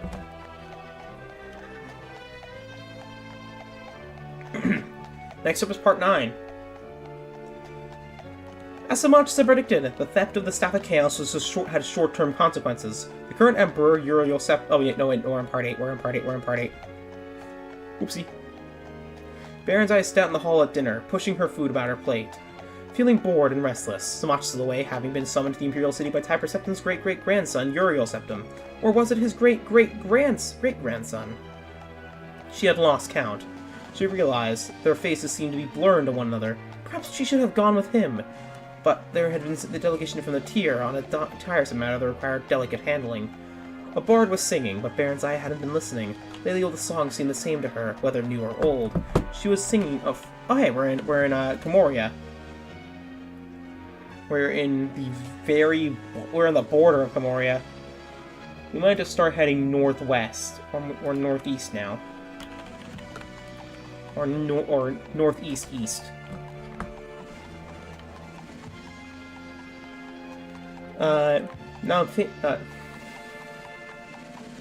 Now, her phrase caught her attention. She was singing of freedom. She was singing of freedom, of adventure, of freeing Morwen from its chains. How dare he? Baron's eyes stood up straight and turned to glare at him, and worse, then realized that he was singing of some ancient war with Skyrim, Nords, praising the heroism of King Morlin and his brave companions. That tale was old enough. Yet the song was new, and the meaning. Baron's Eye wasn't sure. A bold fellow, but with good music and an ear for poetry and music. Sorry, excuse me. Sorry, that tale was old enough, and yet the song was new and was sure, a bold fellow with a good voice and rather handsome too in a rapturous way. He didn't look exactly prosperous, nor was he all that young. Certainly he hasn't had a century of age. Why hadn't she heard of him before, or at least heard of him? Who is he? She whispered to her dinner companion, who shrugged and said, "Calls himself Nightingale." No one seems to know anything about him. Bid him speak with me when he has done. Nightingale came to her, thanked her for the honor and the purse she handed him. His manner wasn't bold, yet quiet and unassuming. He was quick enough with gossip about others. Oh, I'm back into Win. Oops. I'm just head east now. Oh, frick. Sorry, I didn't mean to scare you. By almost flinging my thing at her because it was stuck on the table. I gotta pick it up. It kept sliding out of my fingers. His manner wasn't bold, rather quiet and unassuming. He was quick enough with the gossip about others, but she learned nothing about him, for it turned all his questions away with a joking answer or a wild tale. Yet one given so charmingly that it was impossible to take offense. My true name, my lady? I am no one. No, my parents named me. No one, or was it nobody? What doth it matter? How can parents give names to that which they do not know? Ah, believe me, it was the name, not. I have been Nightingale for so long, I do not quite remember. Oh, since last month at the very least, or was it last week? All my memory goes into songs and tales, you see. I have none left for myself. I'm really quite boring. Where I was born? Why, nowhere. I plan to settle in Dunroman when I get there. I'm in no hurry. I see. And will you then marry at Leisure? Very perceptive of you, milady. Perhaps although I find Inaste quite charming too. At whiles. Ah, you are fickle then. Like the wind, milady. I blow hither and yon in hot and cold. Stay with us for a while then, if you will. As you wish, milady. Baron's Eye found her interest in life rekindled. All that seemed stale seemed fresh and new again. This is basically like one of those like very serious romance novels with Baron's Eye. it's like a soap opera. No, not to November. Welcome to the stream, Montana. I am currently reading The Real Baron Zaya, part 7. If you want me to recap anything, just let me know, like in case you're lost.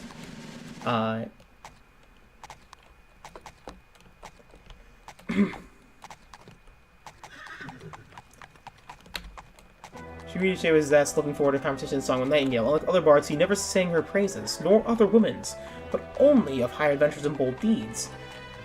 When she asked you about this, he merely said, "What greater praise of thy charm could thou ask than what thy own mirror gives thee? And if thou wouldst have, thou hast those of greatest bards of the land. How should I vie with them? For I who was born but a week gone by? For once they spoke privately, for Baron Zaya, unable to sleep, had bidden him to come to her chamber that his music might soothe her. Okay. So that's a yes to giving a quick recap? Oh, okay. I understand. You have a great night, Montana. Sleep well.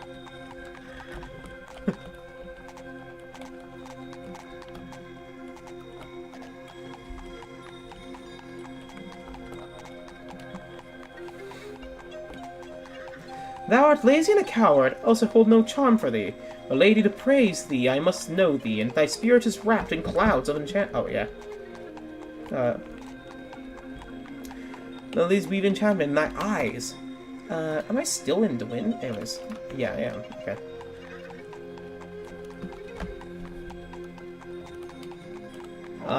He came to her, they lay close, kissed and embraced. Not even Baron Zaya truly knows herself.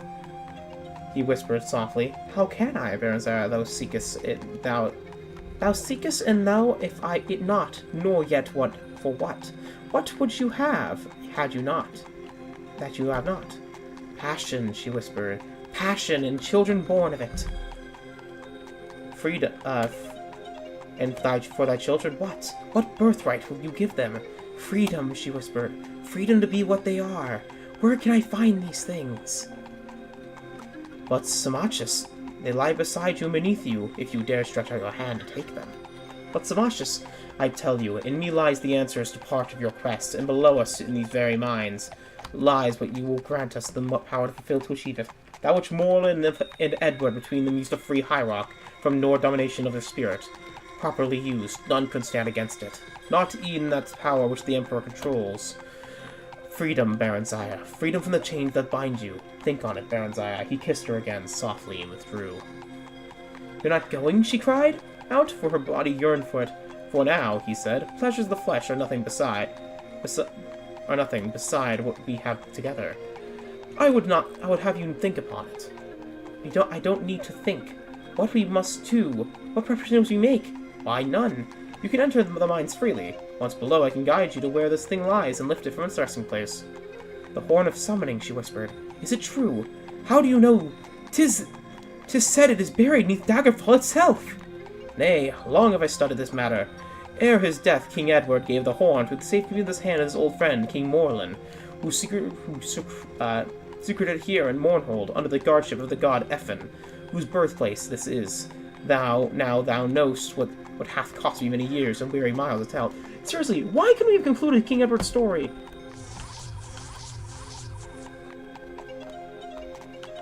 Why couldn't we have concluded King Edward's story? I love King Edward's story, and I feel bad that we were able to continue it. You know?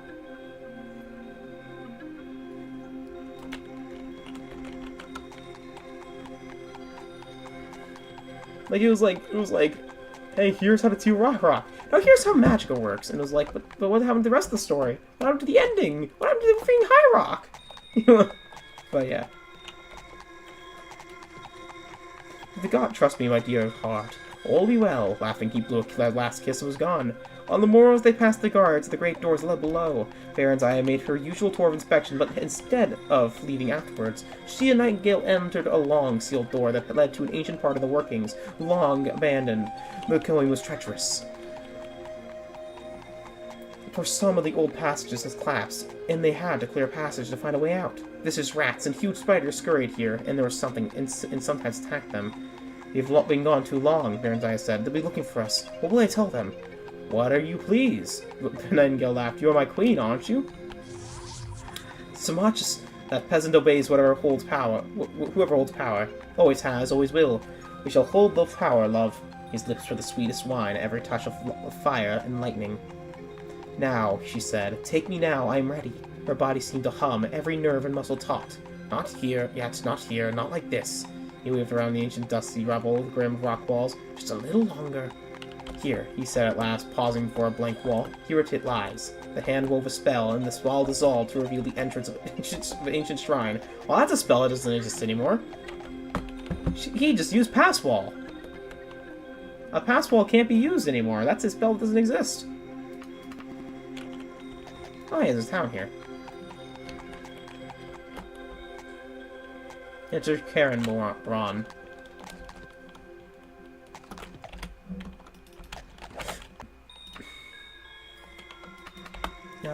Oh, I didn't. There's a Dark Brotherhood too, if we want to talk to the Dark Brotherhood. I mean, how's my reputation currently? You haven't really... I'm very low with the Thieves Guild. I've lowered in Stendar.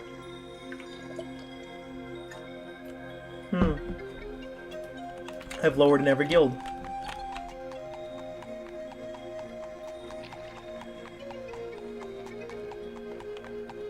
Where the frick is the door?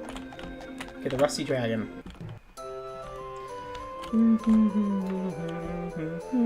Gruel. Why is gruel worth more than a pie?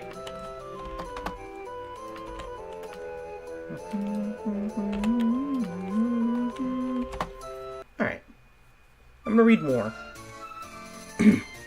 Here, okay. In the midst stood a statue of a god, hair in hand, poised above an adamantium anvil. By my blood, Effin, I bid you wake. Morland's heir of Ebonheart I am, last of my royal kin, sharer of thy blood, at Morwen's last need, with all the elven dumb in peril of their souls, release to me which thou guardest. Now do I bid thee strike! Well, at his words, the statue stirred and quickened, and the blank stone eyes glowed red.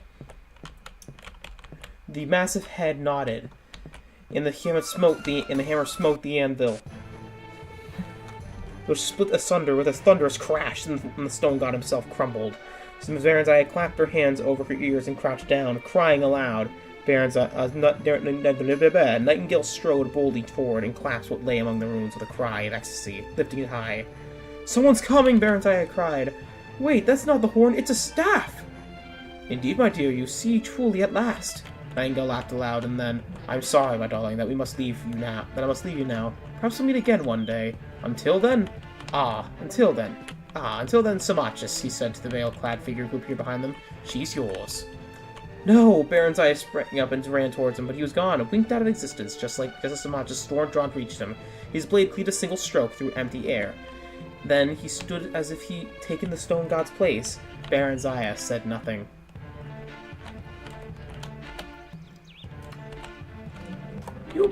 She was played like a damn fiddle! Anyways. Baronzaya said nothing. Samachis told the half-dozen elves who had accompanied him to say only that Nightingale and the Queen had lost their way, and that she had been set upon by spiders. Nightingale had fallen into a deep crevice that closed upon him. His body could not be recovered. The Queen had been badly shaken by the encounter and deeply mourned the loss of the friend who had fallen in her defense. Such was his power of command that the slack-jawed soldiers, none of whom had caught more than a glimpse of the event, were half convinced it was true. Baronzaya was escorted above and taken to her chambers, where she was dismissed her servants and sat stunned, too shaken to even weep. Samachis stood watching her. "Do you have any idea what you have done?" he said finally. "You should have told me," Baronzaya whispered. "The Staff of Unity and Chaos. I never dreamed it lay there," she said. A mewling moan escaped her lips as she doubled over in agony. "What have I done? What now? What has become of me?" "You loved him?" Yes. Oh my God, to have mercy on me, I did love him."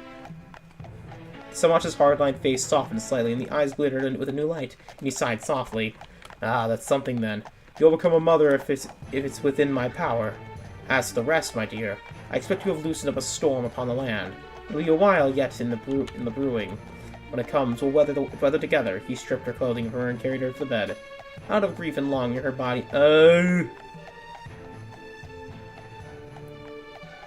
a child was planted and grew within her.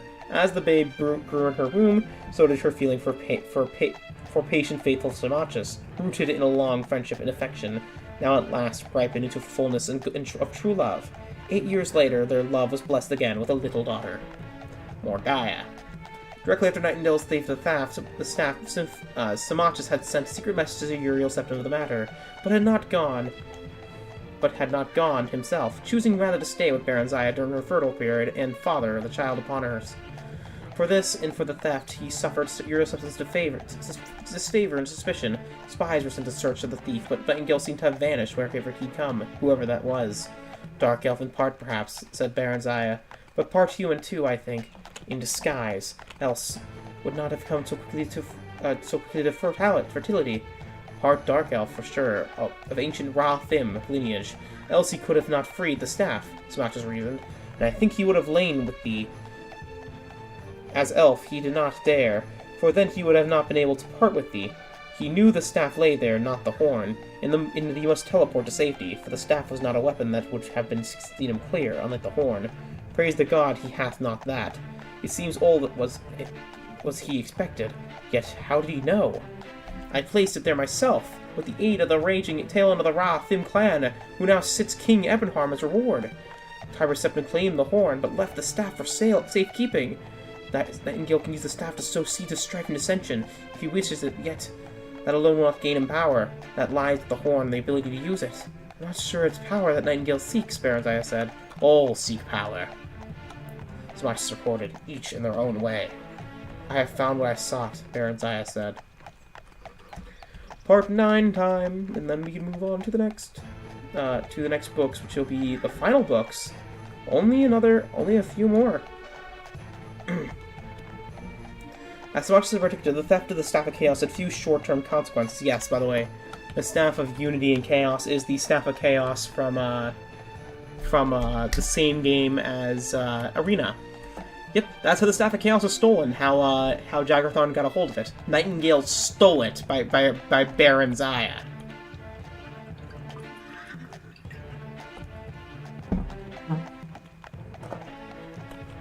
Out of 4 short-term consequences. The current Emperor Uriel Septim had some rather stiff messages expressing shock and displeasure at the staff's disappearance. It urged Samantha to make every effort to locate its whereabouts and communicate this to the newly appointed Imperial Battle Mage, Jagar Thorn, in whose hands the matter had been placed. Thorn! Samantha snarled in disgust and frustration as he paced around the small chamber where Baronziah, now 6 months pregnant, was sitting serenely, knitting a baby blanket. Jagar Thorn, indeed. I wouldn't give him directions for crossing the street. What have you against this person? Husband? I don't trust the mongrel elf. Part wood elf, part dark elf, and only only the gods know what. All the worst qualities of all his combined races. No one knows much about him. Claims he was born in Bollywood of a wood elf mother. Seems to have been everywhere else since. Baronziah sunk into the contentment of pregnancy, had only been humoring so much as thus far. But this piqued interest. Nightingale, could he have been this Jagar Thorn disguised? Nay, human blood seemed to be the only missing component in Thorn's ancestry. Sumachus, Baronziah knew, that was a flaw. Sumachus despised wood elves as lazy thieves, and high elves as effete intellectuals, but he admired humans, especially Bretons, for their combination of pragmatism, intelligence, and energy. Nightingales of Ebonheart, of the House Mora, I'll be bound.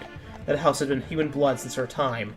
Ebonheart was jealous that the staff was laid there when Tybur took the horn from us. Baronziah sighed a little. The rival between Ebonheart and Mournhold reached back almost to the dawn of history. Once the two had been one, all the minds within held by the clan Ra Thim, whose royal house held the high kingship of Morrowind. Ebonheart had split into 2 separate city-states, Ebonheart and Mournhold. When Queen Leon's twin sons, his grandsons, had been left as heirs, at the same time as the office of High King had been vacated in favor of a temporary war leader, to be named by council in times of provincial emergency. Still, Ebonheart remained jealous for prerogatives as the eldest city-state of Morrowind.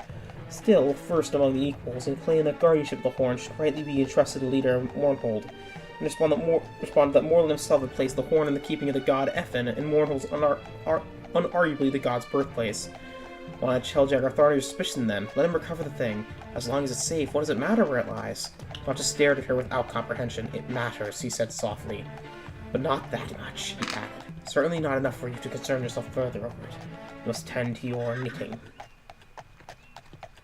In a few more months, Baronziah pursues a fine son whom they named Helseth. Nothing more was heard of the staff or Nightingale. If Ebonheart held it, certainly they did not boast of it. The years passed swiftly and happily. Helseth grew tall and strong. He was much like his father, whom he worshipped. When Helseth was 8 years old, Baronziah bore a second child, a daughter, to Samachus' great delight. Helseth was his pride, albeit little Morgaya held his heart. Shortly after Morgaya's birth came that a plot against the Emperor had been unmasked, and the chief co-conspirators, Jagar Thorn and Rhea Selmain, were dead. Zamachis rejoiced at this news.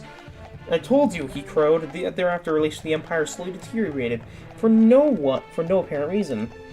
Taxes were raised and quotas increased with each passing year. Zamachis felt that the Emperor suspected him of having a hand in the plot, and sought to prove his loyalty by making every effort to comply with the increasing demands. He lengthened worshipping hours and raised taxes that even made up some of the differences by both crown funds and their own private holdings. Yet their demands increased, and commoners and nobles alike grew restless.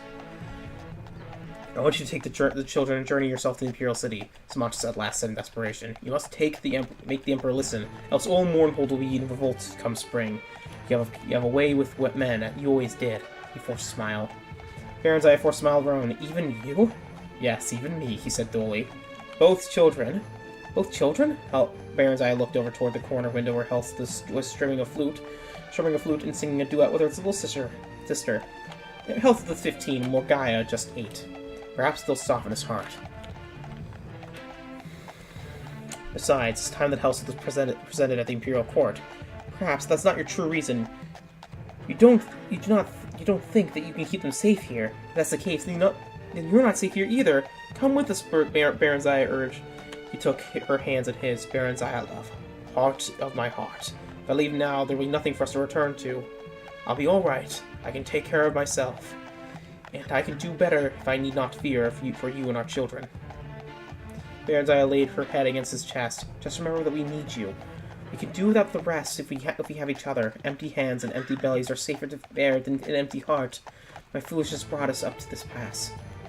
If so, 'tis not a place to be." His eyes rested fondly in their carefree children. "And none of us shall go without you. I can't do everything once, Baron's Eye. I and Tiber Septim. Without my aid, the Septim dynasty would have never begun. Help this rise, I can bring about its fall. You may tell Uriel Septim that, and my patience is bounded." Baron's Eye gasped. So much was not given to empty threats. She'd no more imagined that he would ever turn against the Empire than the old wolf house lying in the hearth would turn on her. "How?" she demanded, but he took his head. "Better than you know not," he said. "Just tell him that if he prove reluctant, and do not fear, he's Septim enough that he will not kill the messenger." Late winter journey to the Imperial City was an easy one. One of the things that Septim Empire had accomplished was the building and maintenance of good highways through Tamriel. Baron's Eye stood before the Emperor's throne. How far are we? Not halfway. Almost to Rhea.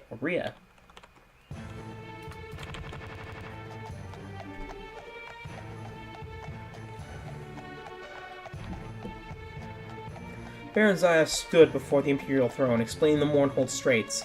She waited weeks for an audience with the Uriel Septim, fobbed off on pretext of another. "His Excellency is indisposed. An urgent matter demands his attention. I am sorry, Your Highness, there must be some kind of mistake. Your appointment is not for next week. No, see, and now it is not going to as well." He did not even seem to be listening to her. He had invited her to sit, nor had he dismissed his children. Elsa stood still as a carved statue, but a little more Gaia had begun to fidget. He had first greeted the three of them with a too bright smile of welcome that did not reach his eyes.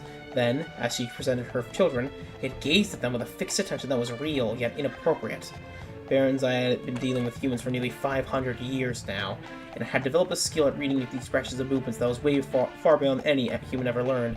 Try as the Emperor might try to conceal it, there was a hunger in his eyes and something more. Regret.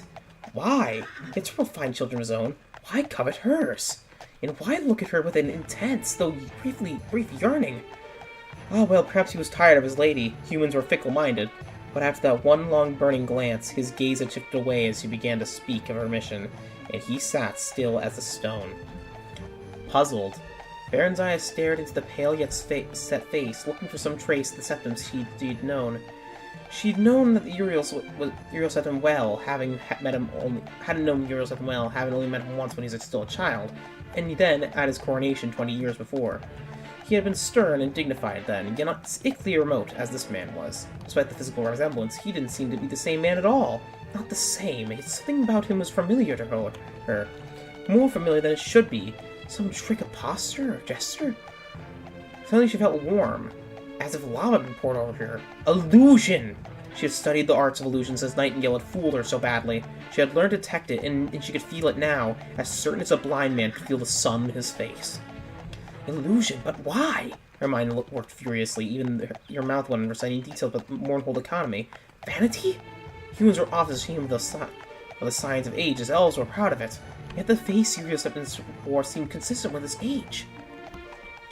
Baron's Eye had dared use none of her magic arts. Even petty nobles had means of detecting, if not shielding themselves from these in their halls. The use of magic here would certainly bring down his wrath as surely as drawing a knife would. Magic. Illusion. Suddenly she thought of her Nightingale and briefly he sat before her, only saddened, trapped. And then that vision faded and another man sat there. Like Nightingale and yet unlike. Pale skin, red eyes and elven ears. And about him, in a fierce glow of concentration, aura of energy, a shrinking horror. This man was capable of anything, and then, once again, she beheld the face of Uriel Septim. How could she be sure she wasn't imagining things? Perhaps her mind was playing tricks on her. She felt a vast weariness, as if she'd been carrying a heavy burden far too long, and far, and too far. Do you remember, Excellency, Shamash and I had dinner with your family shortly after your father's coronation? You were no older than a little Morgaya here. We were greatly honored that we were the only guest that evening, except your friend Justin, of course. Do you remember, Excellency, Shamash and I had dinner with your family shortly after the father's coronation? You were no shorter than a little Morgaya here. We were greatly honored to be the only guest that evening, except for your best friend Justin, of course. Ah, yes, the Emperor said. I do believe I do recall that. You and Justin were such fine friends. I was told he died not long thereafter. A great pity. Indeed, I do not like to speak of him. His eyes were wary. Ah. As for your request, my lady, I shall take it under advisement and let you know. Baronzaya bowed, as did her children. A nod dismissed, and they backed away from the presence. Baronzaya took a deep breath. Justin had been an imaginary friend.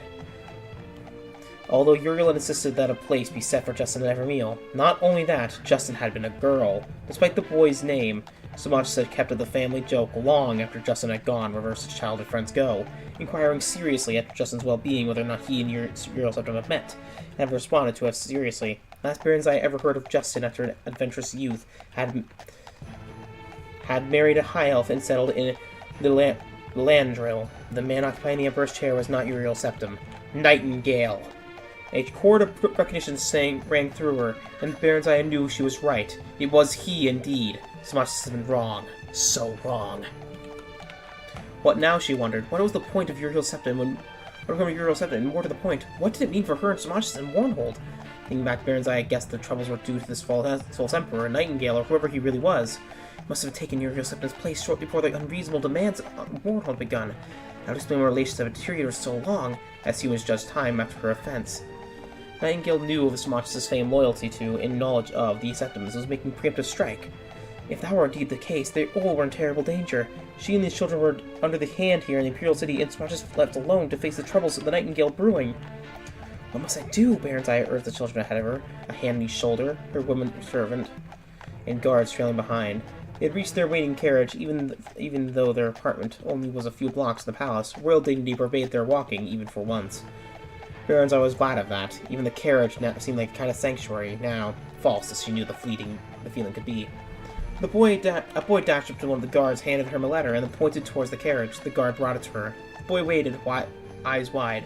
The letter was brief and complimentary. It simply asked if King Eadbur of Flayrest High Rock might have granted an audience with her, as he had heard much of her, and would be pleased to make her acquaintance. Baronzaya's first impulse was to refuse. He wanted only to leave the city. Certainly he had no inclination for any of the dalliance with the dazzled human. She looked up frowning, and one of the guards said, "The boy says his master awaits your reply yonder." She looked at the direction indicated and saw a handsome elderly man on the horseback surrounded by a half-dozen courtiers and guards. He caught her eye and bowed respectfully, removing his plumed hat. "Very well," Baronzaya said to the boy on impulse. "Tell your master he may call upon me tonight, after dinner hour." The man looked polite and grave, yet rather worried, but not in the least lovesick. Now time for the final part of the real Baronzaya. The plot thickens. I actually like the real Baronzaya a bit more than the Imperial record of Baronzaya. I think it paints her in a lot more of a human aspect of Baronzaya. I know she's an elf, but hear me out. Basically, it makes her feel more like an actual person, rather than just like, I am a hero of old. It makes her sound like, you know, a person with flaws. You know.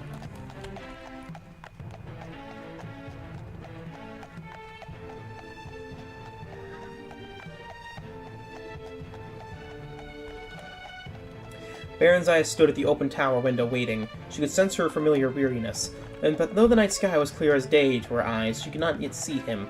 Then suddenly he was there, a swift-moving thought beneath the wispy night clouds.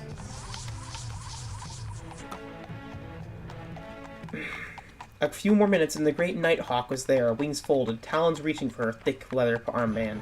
She carried the bird to its perch where it waited, panting, while her patient fingers felt the message. Secured on a capsule in one leg, it drank, then ruffled its feathers and began to preen, secure in her presence. A tiny part of her consciousness shared its satisfaction with a job well done, rest earned, yet beneath that was an unease.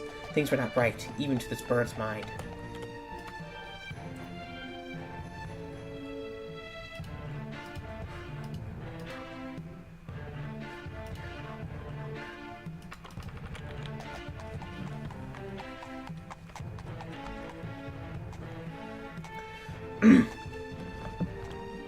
Her fingers shook as he unfolded the thin sheet and poured under the street of cramped writing. Not so much as his bold hand. Baron's eyes sat slowly, fingers smoothing the document while she prepared her mind and body to accept disaster calmly. The Imperial Guards had deserted Samachis and joined the rebels. The royal troops had suffered a decisive defeat. The rebel leader had been recognized as King of Mournhold by the Emperor. Samachis was dead. Baron's Eye and the children had been declared traitors to the Empire and a price set on their heads. My lady? My lady! Baron's Eye had jumped, startled at her servant's approach. The Breton is here, King Erdwer. The woman added helpfully, noting Baron's Eye's puzzlement. Is there any news, my lady? She asked, nodding at the Nighthawk. Nothing that will not wait, Baron's Eye said quickly. See to the bird. King Erdwer greeted her gravely and courteously, if not rather fulsomely. He claimed to be a great admirer of Samachis, who figured prominently in his family legends. Gradually, he turned his conversation to her business with the Emperor, finding her non-committal. He suddenly blurted out, My Lady Queen, you must believe me. The man posing the Emperor is an impostor. I know it sounds mad, but I... No, Baron's Eye said with sudden criticism. You are correct. I know. Edward relaxed back in his seat for the first time. His eyes shrewd. You know, you're not just humoring a madman. You know, you're not just humoring a madman. My lady, we need your aid. Baron's Eye smiled grimly at the irony. Of what assistance might I be, my lord? Quickly as he outlined a plot, the Imperial sorceress recently had been killed and declared a traitor by the false Emperor. Yet she retained a bit of power and could yet contact a few of those she had known well on the mortal plane. She had chosen a champion who could undertake to assemble the missing staff piece and use the staff tower to destroy Daggerfall, who was otherwise invulnerable, and rescue the true Emperor who was being held prisoner in another plane. However, the chosen champion languished now in the Imperial dungeons. Thorn's attention must be diverted while he was freed himself with Ria's help. Baron's Eye had Thorn's ear and eye. Could she provide the necessary distraction?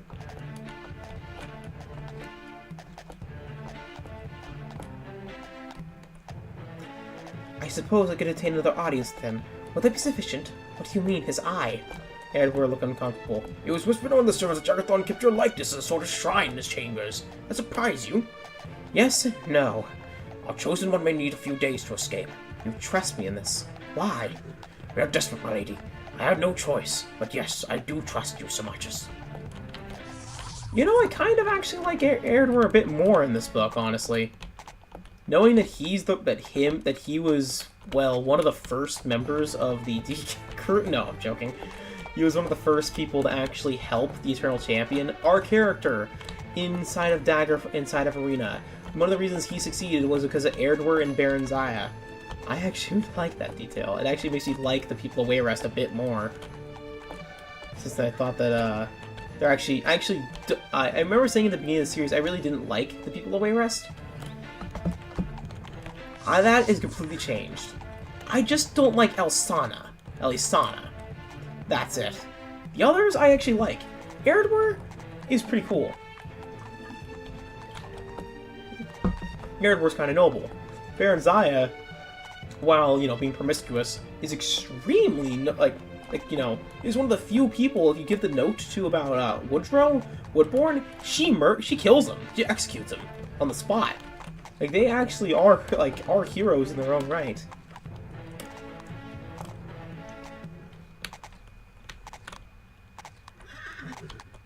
You know, just not, definitely not their daughter.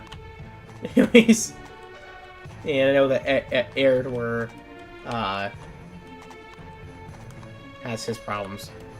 Well, not yeah, but Sir Marchus is dead. Baron's eyes explained quickly and coolly. My lady, what dreadful news! For the first time, Urban Boys was shaken. Under circumstances we can hardly ask. Nay, my Lord King. Under the circumstances, I must do what I must to avenge myself upon the murder of my children's father. In return, I ask only you protect my orphan children as you may. Excuse me, hiccups. As you wish. Most willingly as I do so pledge. Most brave and noble lady. Old fool, Baronziah thought. She did not sleep that night, but sat in a chair beside her bed, hands folded in her lap, thinking long and deep thoughts. She must not tell the children. Not yet. Not until she must. She had no need to seek another audience with the Emperor, for a summons came in the morning. She told the children to expect to be gone a few days, bade them give the servants no trouble, and kissed them goodbye. Morgaya whimpered a little bit, for she was bored and lonely in the Imperial City.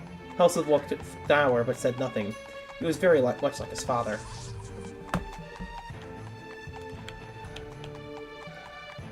At the palace, Baronziah was escorted into the Great Hall, not into the Great Hall, but a small parlor where the Emperor sat in a solitary breakfast. He nodded a greeting, and waved his hand at the widow.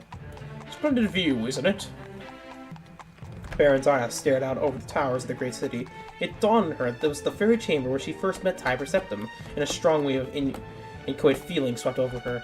When she returned back at last, Urius had vanished, and Nightingale sat at his plate laughing. You knew, he said accusingly, scanning her face. I want to surprise you. You might at least pretend. Baronziah spread her arms. I'm afraid my skills at pretense are no match for yours, my liege. You're angry with me, he pretended to pout. Just a little, he said ickly. I do find betrayal offensive. How human of you. What do you want of me? He wiped his mouth and stood erect. Now you are pretending. You know what I want of you, my love. You want to tantalize and torment me. Go ahead, I'm in your power. No. I don't want that at all, Baronziah. He came near, speaking low in the old caressing voice that sent shivers over her body. Don't you see? This is the only way. His hands closed on her arms. How could you have taken... You could have taken me with you. Tears gathered in her eyes. He shook his head. I didn't have the power. But now I have it all. Mine to have. Mine to share. With you.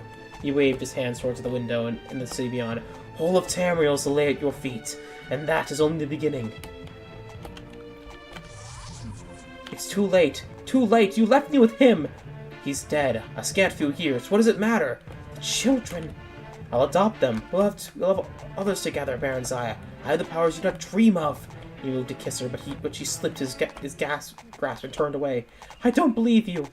You do, you know. You're still angry, that's what all. His smile did not reach his eyes.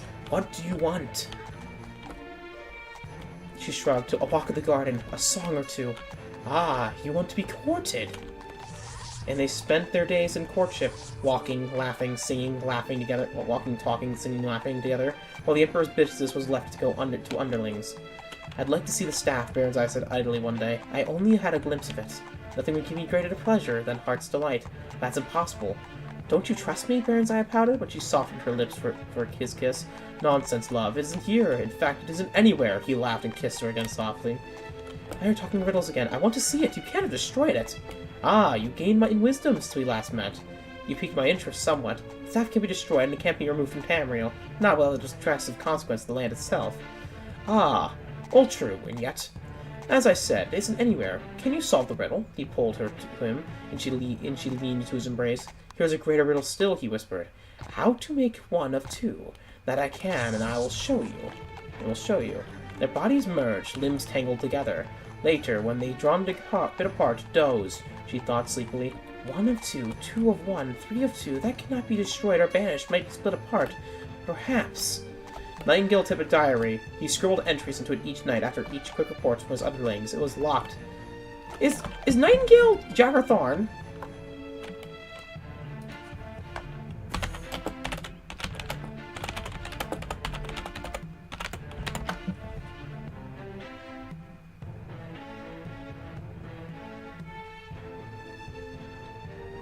No.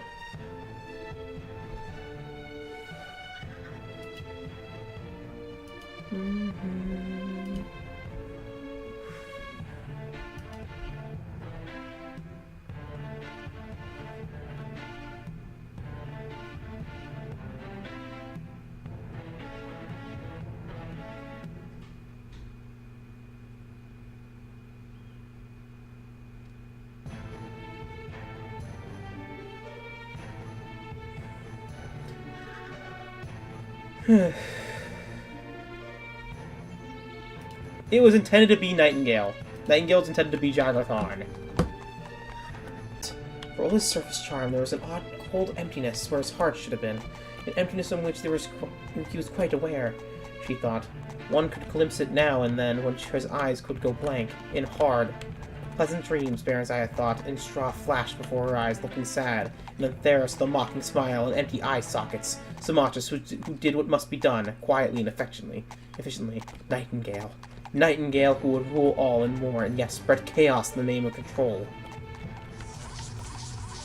Baronzaya got reluctant to leave Nightingale to go to her children, who had to be told of their father's death and of the Emperor off his protection to them. Eredwar called upon them while she was there, and she told them what she had discovered so far, and explained that she must remain a while yet and learn as more as she could. Nightingale teased her about her elderly admirer. She was quite aware of Eredwar's suspicion, although, as he said, no one took the old fool seriously.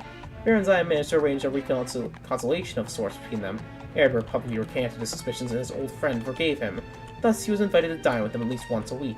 The children liked Eredward, even Helseth, who disapproved his mother's liaison with the Emperor, and constantly detested Nightingale. He had become surly and temperamental, and frequently quarreled with both of them. Eredward was not happy either, and Nightingale disliked in publicly displaying his affection for Baronzaya.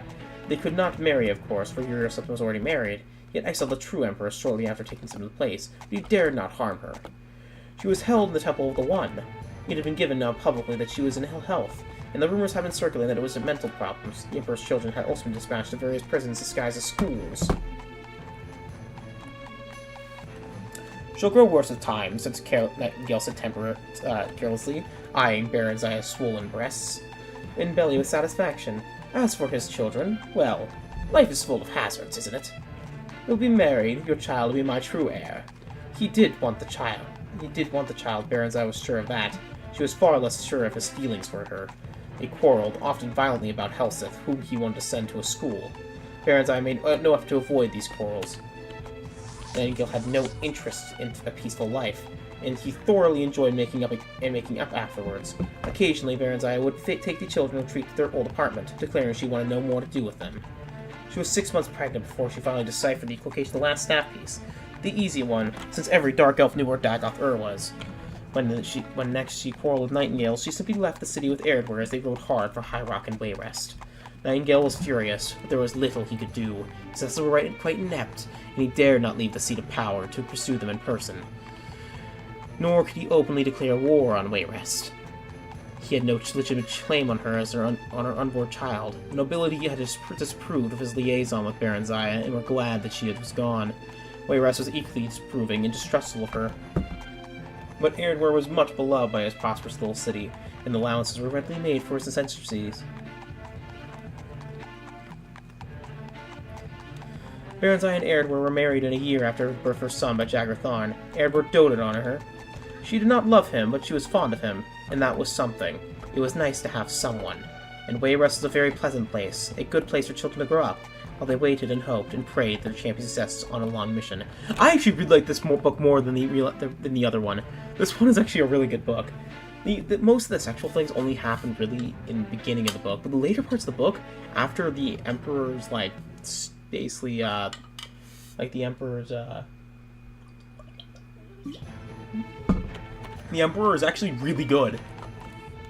And honestly, it makes Baronzaya a much cooler character, being the one who's the reason Via Selmain found out about the other staff pieces is because of Baron Zaya acting as a spy. Also gives more to Jagger Tharn and makes him more of an interesting character as well. It makes Jagger Tharn a much more interesting character, you know, with him being Nightingale. And, you know, being kind of the inspiration for the Nightingales, which makes it even weirder. Because here's the thing about Nightingale.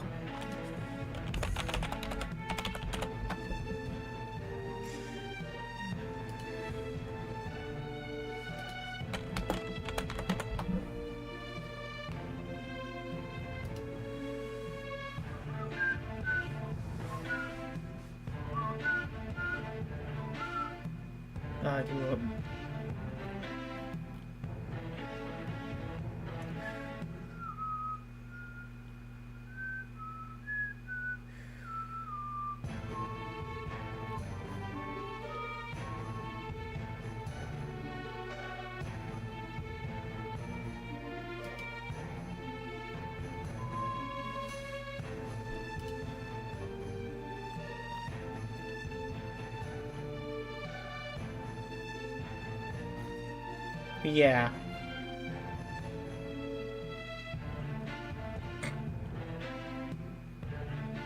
Nightingale was...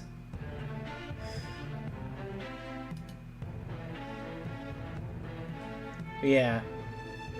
That actually, it makes Jagger Thor more of a complex character, with him being the you know, again, as I said, being the the wife of Baron Zaya's one kid. Yeah, that makes Jagger Thorn's children still around with Carlia, you know.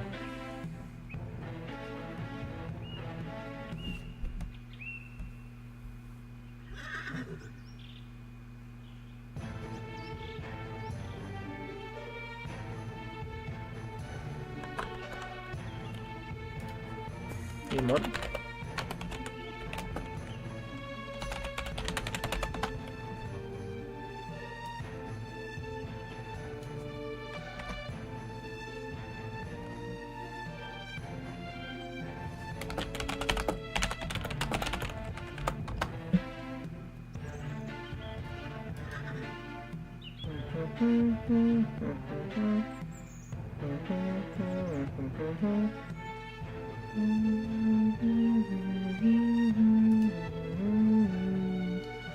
Excuse me, I'm right now Googling into, like, what the heck is, Baron Zaya's third child.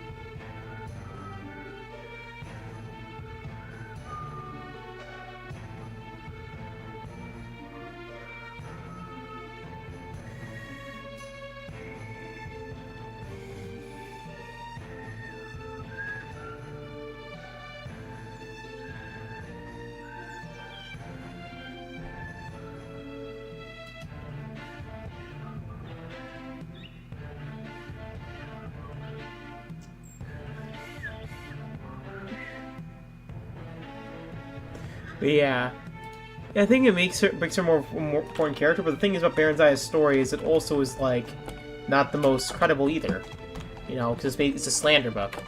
So yeah, I still think it's a very interesting book. I think both books have to be read to understand the whole of Baron Zaya. One that explains the nobility of Baron Zaya and her goals, while the other one helps with, you know, the more of the humanistic aspect of Baron Zaya, and, you know, one shows the human, the other one shows the world, like the base legend. You know, both good. Really good story. Anyways, by Deathstream Larg, a summary of the Redguard history, focusing on Frandar Hunding, Redguard history and heroes. Notes from Redguards, their history and their heroes. This is a publisher proof, the initial draft of my book, Redguards, their history and heroes. Following is a collection of the tales, myths, and history of Redguards. Much of their history is shrouded in mystery.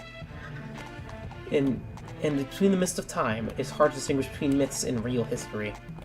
Below are the first chapters of the draft by Deathstream Larg. Author's note is translated to the modern tongue by Hammerfell.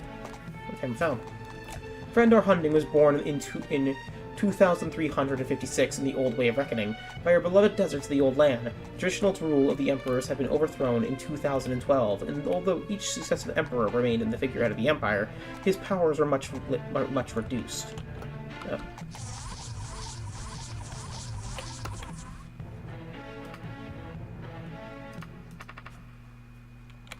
I'm gonna rest.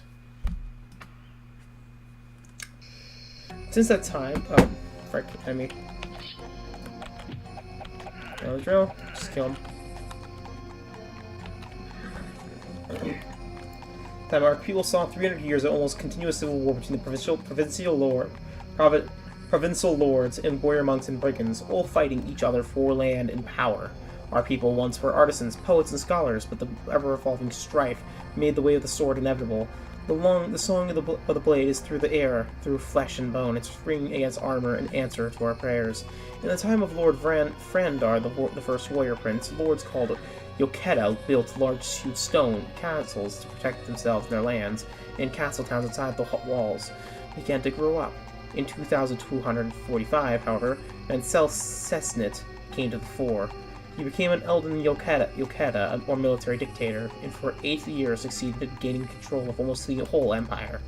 When Cessnit was assassinated in 2253, a commoner took over the government. Randic Torn continued the work of unifying the empire, which Cessnit had begun, ruthlessly putting down any trace of insurrections. He revived the old gulf between the warriors, the sword singers, and the commoners by introducing the restrictions on the wearing of swords. Torn's sword hunt, as it was known, meant that only the singers were allowed to wear swords, which distinguished them from the rest of the population. Although Torn did much to settle the empire under its pre-strife ways, by the time of his death in 2373, Eternal's disturbances had still not been completely eliminated. Upon his death, civil war broke into earnest, war that made the prior 300 years of turmoil pale in comparison. It was this period that Frandar Hunding grew up. Hunding belonged to the sword singers. This element of Empire society grew from the desert artisans, and was initially recruited from the young sons and daughters of the high families. They built the first temple of the unknown gods of war and built a training hall, the Hall of the Torches of War. Within that few generations, the way of the sword, the song of the blade had become their life. The people in the blade group kept their poetry and artisanship in building beautiful swords woven with magic and powers from the unknown gods. The greatest among them became known as the Ansei, or Saints of the Sword. Each of these began their own training schools in teaching the individual ways of the sword. Whose Ansei was the pious virtue who wandered the countryside engaging in battle, righting wrongs and seeking to end the strife. To sum it up, Hunding was a sword singer, a master Ensei at the time when the peak of strife was reborn out of the chaos of Torn's death. Many singers put up their swords to become artists, but for the pull of the artisan heritage was strong. But others, like Hunding, pursued the ideal of the warrior, searching for enlightenment through the perilous paths of the sword. Duels of revenge and tests of skill were commonplace, and the fencing schools multiplied. Frandar do Hunding Hel Ansei no Shura, or as he's commonly known as Frandar Hunding, was born in the far desert marches of the province of High Rock. Hunding was the name of the high desert region where he was born. No Shura means the noble person or person of noble birth, and Hel Ansei is his title of sword sainthood. Hunding's ancestors reached back to the beginning of recorded time in the high desert. They were artisans and mystics. His grandfather was a retainer of the Elden Yokeda, Mansell Cessnit, and many of the battles of unification prior to Cessnit's assassination. When he was 14, Hunding's father died in one of the many insurrections, and he was left to support his mother and 4 brothers. His prowess with the sword, however, made his life both difficult and easy. Easy in that whose services came in by great demand as a guardian as an escort, hard in that his reputation preceded him, and many awaited their turn to face him in battle, and gain instant fame by defeating him. By the time Hunding was 30, he had fought and won more than 990 duels, killing all his opponents. He became virtually invincible with the sword, gaining such skills and mastery that he finally stopped using the real swords created through the artisanship of his people, even using the Shehai, or way of the spirit sword.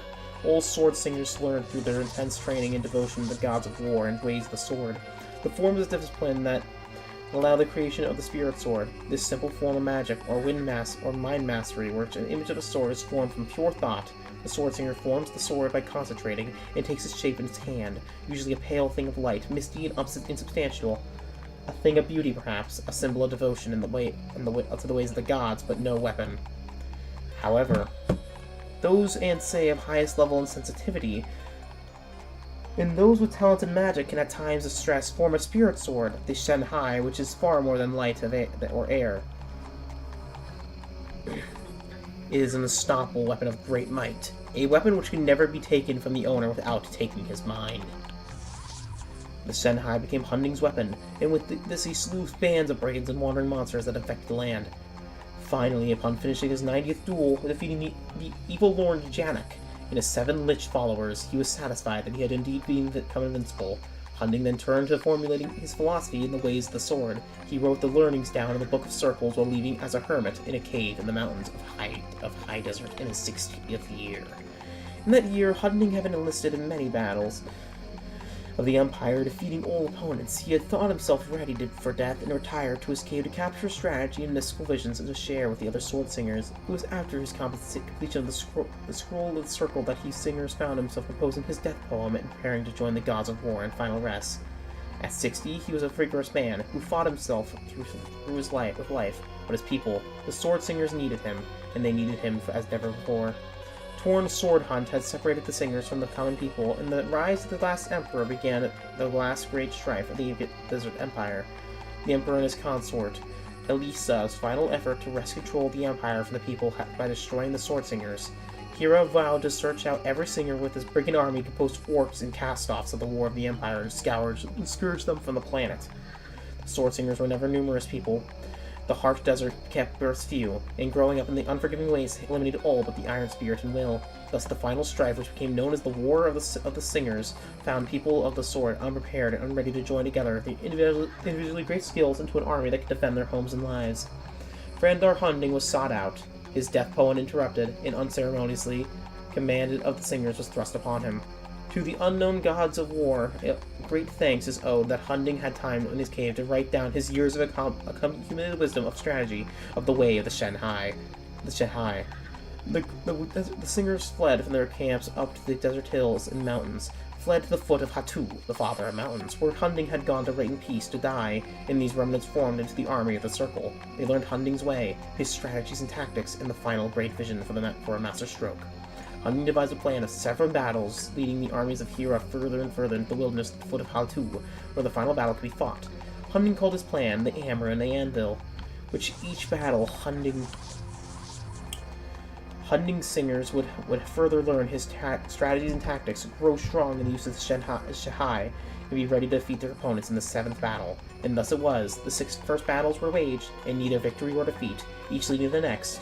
The large armies of Hira following the small army of Hunding. Outnumbered 30-1, the singers never faltered from the way. The stage was set.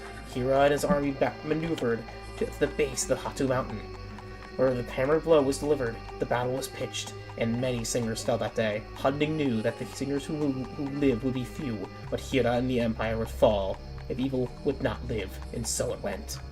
At the end, Hunding was less than 20,000 singers survived that day, but no army of evil was left to pillage and murder. More than 300,000 fell on the day at Hatu. Of those who were left to run out and live, all were scattered to the 4 winds and reorganized force no more. The singers packed their lives, folded their tents, mourned their dead, and followed Hunding to the great port of Ark in the province of Seawind, where Hunding had a flotilla of ships waiting. These singers left their desert for a new land. No longer welcome the Desert Empire, they left to be sung about and spoken of in legend. The great battle warrior, the singer of Shahai, the Book of Circles, all leaving the land where their virtue was unappreciated. Red with blood, they were in the eyes of the gentle citizenry. Never mind, they had saved them from a great evil. The singer vowed to learn the new ways they traveled along the great ocean, their new land, to adopt a new name, to honor the past. In honor of their final battle, they named the new land Hammerfell, and adopted the name Redguard. In honor of Hunding, the great warrior prince, each household in Hammerfell has a place in the hearth of an alcove, really just a niche big enough to hold the scroll, the Book of Circles. Dun dun dun! And that's the history of Hammerfell. It used to belong to a different land before going to Tamriel and conquering Hammerfell. Anyways, a rude song. A bold and irreverent song with the spring in Iliac Bay. Oh god. And it's not that long. In the spring of the year, doth property disappear? In the courts of the ports of the bay, drinking new beer. Everyone feels queer, and the airs and the churls go astray. The bee and the bird don't have to tell a word. Our bodies for naughties are prime. If you haven't heard, you can't let yourself be lured. For the youth or for things uncouth, it's time. Oh, it's lovely to sit in a field, harvesting the rose. It's lovely to do the same, not wearing any clothes. Oh my god. People of the bay, bless the flowered court of way rest. Foot flowering thy gentle way of sin. The bony dark elf queen likes to see and be seen. Met with cobblers, thieves, and tavern keepers, and slaves and fishermen in the courts of Ley Lin, right with the mainland, with sex the whole planet, sees the world, and Baroness like to play with men who come her way, while the Baron likes to little Oh, it's lovely to give her lady a kiss upon her nose. I love her to do the same, not while not wearing any clothes. Okay. In that, yeah, okay.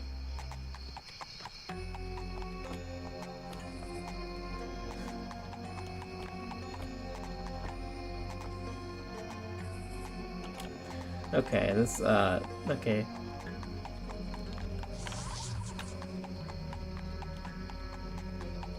Yeah, Lane Lin is not a very nice place, I will just say that. In Daggerfall, they hold a ball, and all the society indulges in a variety of scandal they can handle a lot. The captain of the guard has to search very hard for a bean that her queen has in her pants, and the court sorcerers will catch you a wish to cause the king to fling about his lance. Oh, it's lovely to give your love a single perfect rose. It's lovely to still do the same, not wearing any clothes. Oh wow, we just spent past that enemy.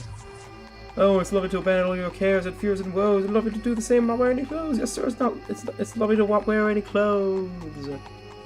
Anyways, like guy really likes being having no clothes. Wow. And I guess the thing is about sex. Anyways, by Ergrothius Goth, it's the Sage, a journey of a Breton to become a sage. Oh wow, we're almost done. We only have a few more books now. I'm gonna finish them. It's gonna take a bit, but hey, I'm gonna try and finish it. The Sage. Crackle, snip, hiss, flicker, bright, dim. The fire on the hearth provides latent heat, neither to affect the old man. His reclining figure stares in the flames, and the flames reflect back in his deep dark eyes. Indigo blue robes reflect yet and absorb the twilight of his highlights of his golden threads, twinkle as the flames flicker. His beard and hair are long and snowy white. In the firelight, they almost appear to be ethereal, like that of a godling. At his side is a tall pointed hat, which is the same color as his robe, and also twinkles with highlights of gold. The face is lined with age, it also appears youthful. Wisdom and intellect exude from his patronage. This is the Sage, which is known through old Tamriel as the champion and counselor of old uses of magic. His thoughts wander, and he remembers. Where am I in this area? Just checking. Okay, I'm about to reach an ocean. They're also about to reach a dungeon as well. Yomford Graveyard. Gryton Vandergroat was born to a poor and humble Breton family in the village of Moongard. The only child of Freda and Horstel Vandergroat entered life during a rare eclipse of Tamriel's moons. It was soon apparent that he was unusually gifted in the magical arts, and he was found levitating the family dog when only a year old. Most Bretons have a great talent for magic, but as he grew, Breton displayed a talent far greater than his peers. The village wizard began to take an interest in young Gryton, and soon took him under his wing. In spite of the young man's proclivities for being rowdy, the old wizard Grundingler liked him and worked hard at teaching the magical arts to the extent of his own skills. Finally, the day came when Grundingler could reach Gryron no more. The young mage had surpassed his master, and he was somewhat unsettled by the appearance's mage's question about life. Princess Mage's question about life, death, and immortality. Grundingler called Gryan to himself and gave him a letter addressed to Morkaletter, the guild magister of the Mages Guild in Shornhelm. The young mage told his parents of his fortune, packed his meager belongings, then set on a journey to Shornhelm. After many months of travel through the foothills of the Carillion Mountains, Gryan appeared at the gates of the great city-state of Shornhelm in the high mountainous regions of High Rock. After a life of the quiet Breton village, Shornhelm was a wonder to Gryan. He has explored the city from one end to the other, and eventually found the Mage's Guild. Presenting Grundingler's letter to Morkaletter, Gryan explained warmly that Morkaletter made to Gryan that he would need to be tested before any further training could be made. After a night of rest and meditation, Gryan was shown to the main hall of the Mages Guild, which all was now fitted with magic users of all kinds. It was very quiet. The young mage felt as his heart was in his throat as he approached the Council of Three. The leaders of the mages in the city-state, Morcletter, rose and explained to Gryon the various tests he would be subjected to prove his worth as a mage. The youth then turned and left the council chamber, his eyes and the many mages on him, and went forth to complete the tasks as he had defined for him. Returning to Shornhelm many years later, Gryon was admitted to the Mages Guild and was shown the council chamber, where he was met by Morcletter. The ancient mage renewed his journal entries, the artifacts gathered, and most important, especially the spellbook entries presented to him by Gryon. An expression of amazement spread across the old wizard's face. There had never been a novice to accomplish what Gryon had said during the testing.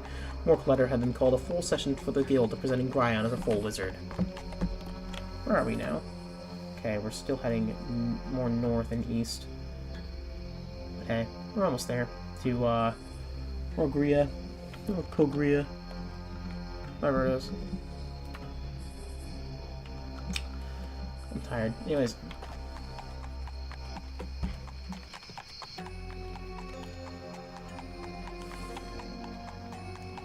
Gryon remained at the Morcletter for several years and studied hard. In private sessions several years after the testing, Morcletter admitted to Gryon that the Guild of Shornhelm could teach him no more, that he should seek further enlightenment at the Crystal Tower in Somerset. After packing his possessions once again, Gryon set out on another long journey. He arrived at the Crystal Tower several years later, having traversed the province of Hammerfell, where he had many adventures, met many other mages, and shared his experience and knowledge with them. He heard stories of wonderful plants when combined with other elements could restore life to those dead, prolong life to those yet living, and in the proper combination bestow immortality to the user. Gryon was always quick to advise guild mages guide mages who were less experienced than himself. He loved being able to help. He made many friends, and stories began to spread across the land about the exceptional user of magic. When he entered the Crystal Tower, he was to be greeted by several mages, all clamoring for his attention. His reputation had preceded him. However, the crowd hushed and parted at the arrival of a very imposing figure dressed in indigo blue robes, trimmed in gold, wearing a high-pointed hat and carrying the most beautiful carved staff Gryon had ever seen, the elder of the Council Wizard. Ephislander looked closely at the young wizard, nodded, and turned... Freaking jump scare. Down jump scare! Holiday jump scare. Rat and priest. Let's just rest the inn for a bit. Because I need some food and also some soup, and I need to go to a room. I need a room, because I need to sleep right now, because it's pretty late now. Okay. Made many friends and stories spread across the land about the exceptional user of magic. When he reached the Crystal Tower, he was greeted by several mages, all clamoring for his attention. His reputation preceded him. However, the crowd hushed and departed by the arrival. Okay, yada yada yada. As Slander explained in the Gryon of becoming had been foretold for many years. He had been expected. The mages had been told of the gods that one of their own would come along to provide guidance, knowledge, and the aid. Gryon was a promised champion and leader. Gryon was confused and uncertain. How could he be such an extraordinary person? What was he do to fulfill his destiny? Many common questions dispelled them, to which a Slender could not provide the answer. He would suggest that Gryon stay with him in the Crystal Tower for a while and study. This he did. The day finally came when the Elder admitted to Gryon the Crystal Tower could no longer provide anything new, and that he would need to travel the lands of Tamriel and seek the wisdom and knowledge. The Elder sighed and told Gryon how sad he was the Crystal Tower was losing him, but that the destiny must be fulfilled. With this, the Elder presented Gryon the package wrapped in the same beautiful indigo blue as the Elder's robes. Gryon was told to take the package with him, but open it only when he was at least a day's travel from the Crystal Tower. After a long walk, Gryon set up camp at the beautiful glade next to a brook in the Crystal Tower. She charged that one up. She went... Ah! She lifted her head all the way back and went... Looked at the Crystal Tower, clear water. Finally, he thought, I can open the Elder's package. As he untied the golden cord that had bound the package, he found that the wrapping was not wrapping at all, but an exquisitely tailored robe identical to the one worn by the Elder. As he opened the robe, a high-pointed wizard hat popped out of the package with a whoosh and a in its same intricately carved staff the Elder had carried appeared. A note the Elder advised the garments were indestructible, and the staff had many magical properties for Gryon to discover. He wanted further to explain that from this day forward, Gryon would be now known as the Sage. Tired from his walking in inner glow of accomplishment, the Sage settled down for his first night of his long pilgrimage across the lands. After many months of further travels and adventures, the Sage returned to Moongard, and was welcomed by the villagers, and most especially his parents, Freda and Horstel. News of this coming had preceded him, and the whole village had worked hard to build and furnish a cottage for the maids of the pleasant folks outside the town. After a festive banquet that evening, Gryon retired to his new home. The sage settled in his life outside of Moongard. He received many visitors who have traveled from near and far to seek his guidance, help, and training. The few years passed. It was not long before the first Horstel and then Freda died. The sage was devastated by his loss. In grief, he swore to dedicate the rest of his life to defeating death, so the grief like this could be avoided by others. He returned to the great library of the Crystal Tower and researched the many flowers, herbs, and plants that he had heard about and seen during his travels. In his cottage, he labored tirelessly over the spellbooks, files, and collections of flora from all over the lands. He tested the potions on himself. The years went by, but the sage seemed not at age anymore. At some point, he had found the right combination in his experiments, but could not determine which the combination had been to change this. Which combination had the change had been the most subtle. He had secured a life without end, but the years continued to pass. The ages came to him and help which he freely gave. The sage settled into his life of advising and guiding. The years continued to pass. Unfortunately, his name became so great that the call for his help was unimaginable. He reluctantly packed his possessions for the last time and moved far into the Corellian Mountains and built a magical fortress. Only the most worthy magic user could gain access to help from the sage. However, following his heart, even today, the sage often leaves his mountain abode and travels the land, helping young mages gain experience to grow. Snap, crackle, the fire flickers. The old man stirs as memories fade and flicker like the firelight. Bang, bang, bang echoes from the pounding knocker and the great oaken doors of the fortress. The sage rises and heads to the doors, knowing he is yet another mage in need, and has found him in a worthy of help. Alright, only a few more books. Well, next up is The Scholar's Guide to Nymphs by Vonham Bears, one man's experience with nymphs. Be right back, by the way, because of a cat.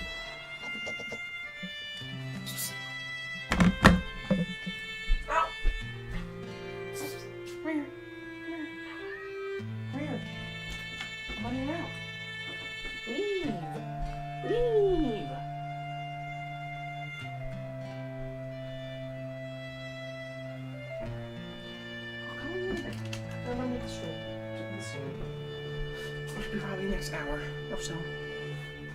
Ow! Ow! Ow. Legs are messed up recently. Ow. Before we read this next book, let's leave and head back on our way. I think this is a new sprite. It looks soulless, oh my god.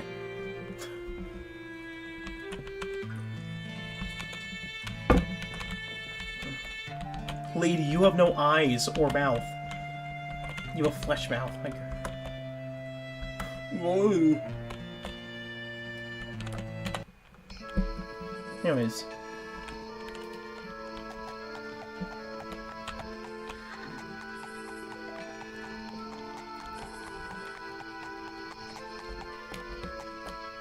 Also, Arcade's not gonna be happy about that sage.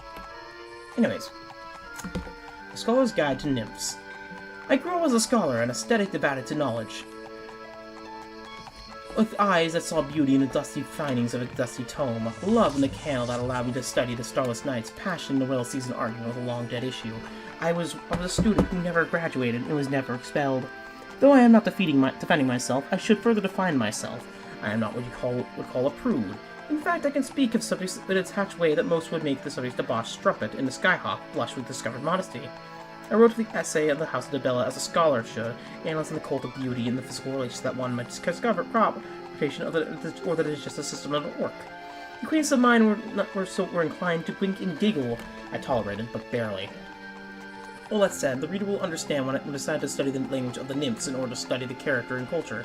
It was not a decision I made on account of prescience or lust. Scholars have historical negligence of the nymph as a subject worthy of research, and thus this neglect I attribute to prejudice. The sages with whom I have spoken on the subject have eloquently and intelligently formed sentences which, bolted down, I can be translated as, nymphs look like beautiful naked women who skip along tra-la-la-la-la and have indiscriminate sex. What could they have to say that would be of any interest? So here I was, faced the most daunting of projects to study and research a species unstudied by a potentially rewarding challenge. Well, is a potentially rewarding challenge. Yet the subject was unstudied because the scientific community has deemed it beneath interest, a potentially rewarding but decidedly frustrating challenge. I spent months in serious study of their language and culture in initial time in their company, considered nothing more than just the common prejudices correct. The term laughingstock would not do me justice. So excited and nervous, for reasons unrelated to the notoriously promiscuous behavior of my subjects, I began my studies. I mastered the language, like a melodic tongue that sounds like wild elf and fairy, but shares no vocabulary with them. I studied the lore and found it to be on the whole, a little bit more than crude conjecture. I thought that was a cliff. I thought I saw death. Anyways. Oh, hey. Wait, no, I'm here. And porn and rude conjecture. Next, I had to find a nymph. From my central location in the Imperial City, I found it easy to send word around several well-known temples and guides and guilds to do a study of all the provinces. Not all the replies back then were serious in nature, but one from the school of Julianos and Sentinel helped me considerably. To Magister Oitos and his disciples, I here offer my sincerest gratitude. Nymphs are extremely shy creatures. No matter what more obscene stories will tell you, no one who I've spoken to has once seek him or her out. Thus, to speak with a nymph requires energy and patience. Out of courtesy for privacy, I will not go there to give location to the little grotto on the coast of Hammerfell where I found the nymph. It took 3 months of patient waiting, leaving presents where I knew the nymph would be, where our nymph stood still at my approach. I remember I was carrying a bouquet of purple and white tatayas, or tatays, and looked at them, and then she looked at them and at me. I smiled. The effect of her smile was truly magical. I'm convinced. Her body was, of course, perfect. Her face lovely and serene, her hair like silk flame, but until she smiled, she was beautiful in the abstract, a perfect statue of a master. The smile made her approachable and thus terrifying. For you, I said, attempting my first utterance of nymph to a real nymph. Her smile grew into a grin, which became a giggle, then a laugh. The reader has doubtless heard of the silvery laughter of the elves. The nymph's laugh is very earthy, spontaneous, and very suggestive. What do you want from me in return, mortal? She asked. I am. There is no, should I say, known word in the nymph language for scholar. I'm a man who likes to learn things. I want to learn things about you. And I did. Nymphs are the wisest, most wonderful creatures in Tamriel. My nymph for name, Aela, or Isla, a poor phonetic transition of a word that sounds more like a light wind blowing through a small crack in a hollow chamber, and she knows more about the behavior and the varieties of the deep woodland creatures than the greatest wood elf scholar I've ever met. She taught me of flowers, ghosts, and creatures too vast and intimate to have ever since seen my man. Ayala taught me to learn for the very first time how to open my mind to all of the possibilities of life. Not just how to use that knowledge, but not just to hold my cramped brain like a dragon's hoard. If you ever meet a nymph, speak to her. Editor's note: the writer von Hamberes is no longer a scholar at the Imperial Academy. He deposited the manuscript and disappeared from the civilized world. His current whereabouts are unknown. I wonder where he is. He's probably with the nymph, or maybe he's been eaten by the nymph, because I think nymphs are, aren't they, do they eat people?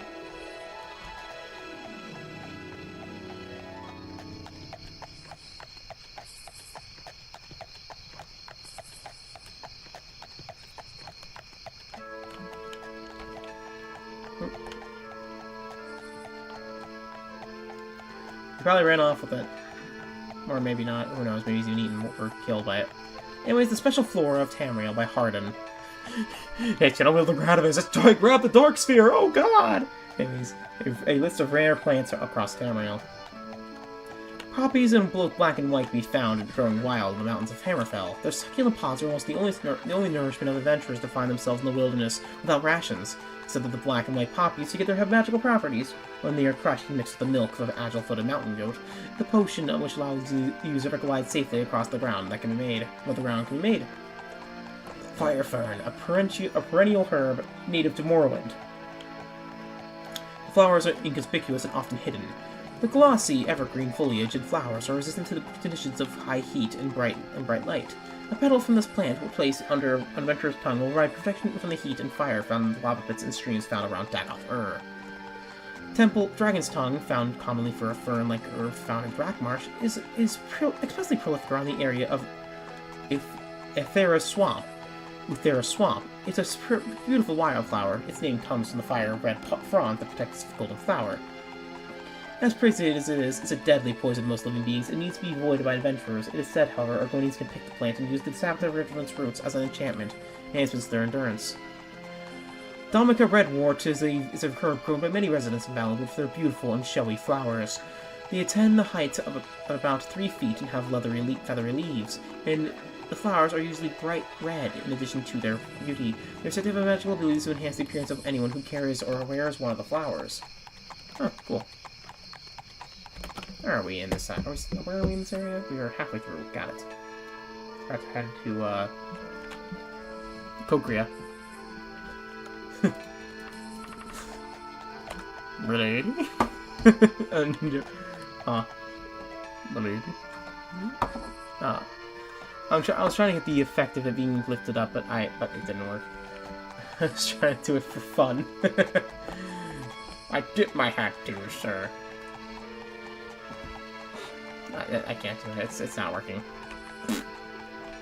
Anyways. Ironwood nut is a rare nut that counts the ironwood trees which go deep in the forest of Skyrim. I wonder if you can find them. Oh yeah, you can find them. They actually are a thing.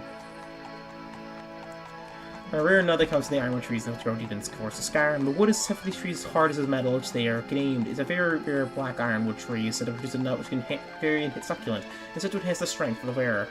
It was able to crack its shell. The ginkgo leaves are found along the riverbanks and lakes in Hammerfell are most inconspicuous. Only its peculiar half-moon shape makes it noticeable. It is very sweet and tasty. Legend has it that when mixed properly with the pulp of the aloe plant, its potion has the ability to increase one's stamina for a short time. The Somnolius fern can be found in the swamps of Black Marsh. Its fronds, the plants, are a light green and quite delicate. Picking a frond can be very difficult, but once treated, it can be used and put an enemy to sleep for a short while passing under its nose. Arrowroot is a thick, rubbery tuber that can be found in the province of Valenwood. The plant is very difficult to find, as above-ground foliage is very meager and scrawny. The arrowroot itself can be most beneficial to the gatherer, as its magical properties. The paste created from grinding the root is actually very tasty and improves the user's accuracy of the bow and arrow. Nightshade is repeatedly a very poisonous herb. However, its variety found in many of the parts of elsewhere is cherished by the Khajiit, who follow the career path of thievery. Many Khajiits will tuck a piece of nightshade on their armor to increase their abilities to skulk, hide, and remain invisible. Next up is the story of Lyrisius. Epictel Lyrisius and the Worm of Akavir by Bresson Smith. In ancient times, there lived a hero named Lyrisius, who fought against the Akavir slave traders and single-handedly slew hundreds. Despite his value, Lyrisius' army was routed and scattered with the full winds. Lyrisius fled to the moors to escape the Akaviri chariots. Far from the lands of men, Lyrisius entered the Flaccid Lands. In the heart of this forsaken landscape, he met the Worm. The greatest scaly beast mocked the great blows of Lyrisius, and Lyrisius' enchanted spear. It melted the shield, fear-struck, and gifted the danger of Boethia with a single blast of its fiery breath. Lyrisius, seeing they could not defeat the creature by force of arms, surrendered. The Worm intended to devour Lyrisius when the hero offered to be its slave and a manservant. Ever prideful, the Worm agreed. Seeing the Worm was vulnerable to conceit, Lyrisius spoke. "O great Worm, for my first service, I beg you allow me to polish your one tarnished scale." Indeed, the center between the great wings of the creature was a dull scale, clearly out of reach of the long neck. Its vanity was such that it immediately lowered one wing for Lyrisius to climb on. One astride the great wizard, Lyrisius sit a swagger underneath the scale and onto the tender flesh of the beast. Though it spun and twisted in all directions, the Worm could not get at the hero. Finally, it took to the air. Lyrisius clung the neck with all strength as the Worm banked, rolled, and dove. Seeing that Lyrisius could not be shaken free, the Worm demanded that he remove the singing blade. Lyrisius answered, "Fly straight on until you see my great army. Destroy that army and I'll remove my blade." In the great war, the scaled creature set off. The Akavir army had no chance against the fire-breathing beast, and they were never played Tamriel since. "I've done you as you bid. Sheathe your stinger," roared the Worm. Knowing that he would be devoured, or worse, Lyrisius pulled the blade and then leapt from the back of the flying Worm. Indeed, the foul bouncer intended to slay the hero. The Worm pursued the plummeting Lyrisius. Boethia appeared beside the falling hero, praising him for ultimately destroying the army of Akavir, and she turned him into a raven. Lyrisius quickly lost the Worm in the clouds. Legend has it the worm still lives. Although this happened in the first era long, long ago, the dragon nurses a grudge against Larissus and all of his kind, and has vowed to never again to trust two-legged bearers or weapons. Scholars note, if the legend has a base in the fact the artifact Fearstruck was utterly destroyed, no other reference to it has ever been found. So Fearstruck no longer exists, ever. It's only mentioned in this book and is never mentioned, and does not appear again. Got it. Notice the fierce appearance of Boethia rewarding someone with for you know, valor.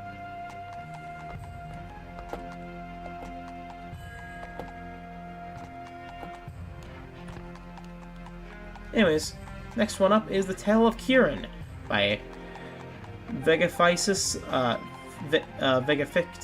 the editor. Several tales of Kieran the Bard. Okay, that's gonna be fun. Librarian's notes. The recorded tales of Kieran the Bard fall into three categories: the Woodland Cycle, Castles of Kings, an unnamed cycle of lusty tales, recently destroyed by a mysterious accident. Some are the Bard's own hand, while others mere shadows of the original, remain only as bedtime tales of children.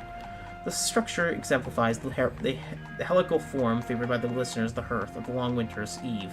As to whether they describe real events or the allegory, or merely be entertaining fancy, the reader must decide. Okay, this is going to be a long book, just warning. Kieran was on the road from Ren to the Fair Tree when he stood wearily from the midday sun. His boots were tight, and he thought to remove them for a bit in the shade of a nearby oak, oaks being his favorite of bards. The particular oak was venerable and gnawed, with sturdy branches that dipped and swooed, nearly touching the ground in spots. From its shade, Kieran watched the forest creatures playing in the warm sun, but for the rustling of leaves high above, the only sounds were butterfly wings and bird song. What a beautiful day, Kieran thought as he watched the butterfly drip by. What a beautiful day. In truth, since bards first told tales, has there ever been such a day more beautiful and peaceful than this? He drank from his water skin and taking the lute from his sack, cleared his throat and began to sing. Oh, the maidens of Ren are passing fair, with breasts like melon and flaxen hair. He had just begun to deep breath the bell of the lusty chorus when a small feminine voice said, Kind sir. He leapt to his stocking feet, his face flaming red. Who's there? He cried. The small voice repeated, Please sir, if you'll be so kind. Kieran looked about and saw no person of creature addressing him. Pray thee, he cried, show thyself or have cause to fear my dagger. He tried desperately to remember where he had last seen it. Whether thee be friend or foe, I pray thee, show thyself now. Walter forever above him. Kind sir, thou hast no cause to fear me. I am in need of help. Can thou find it in thy heart to help me? He looked up and saw naught but a small robin's nest, 3 branches above him. Climbing swiftly, he found a robin with 3 tiny robinlings, their mouths wide open. Good Mother Robin, he asked, can it be thee who addresses me such? Kind sir, she replied, I have hurt my wing, and it will be at least a day before I might fly. If you do not eat soon, they will die.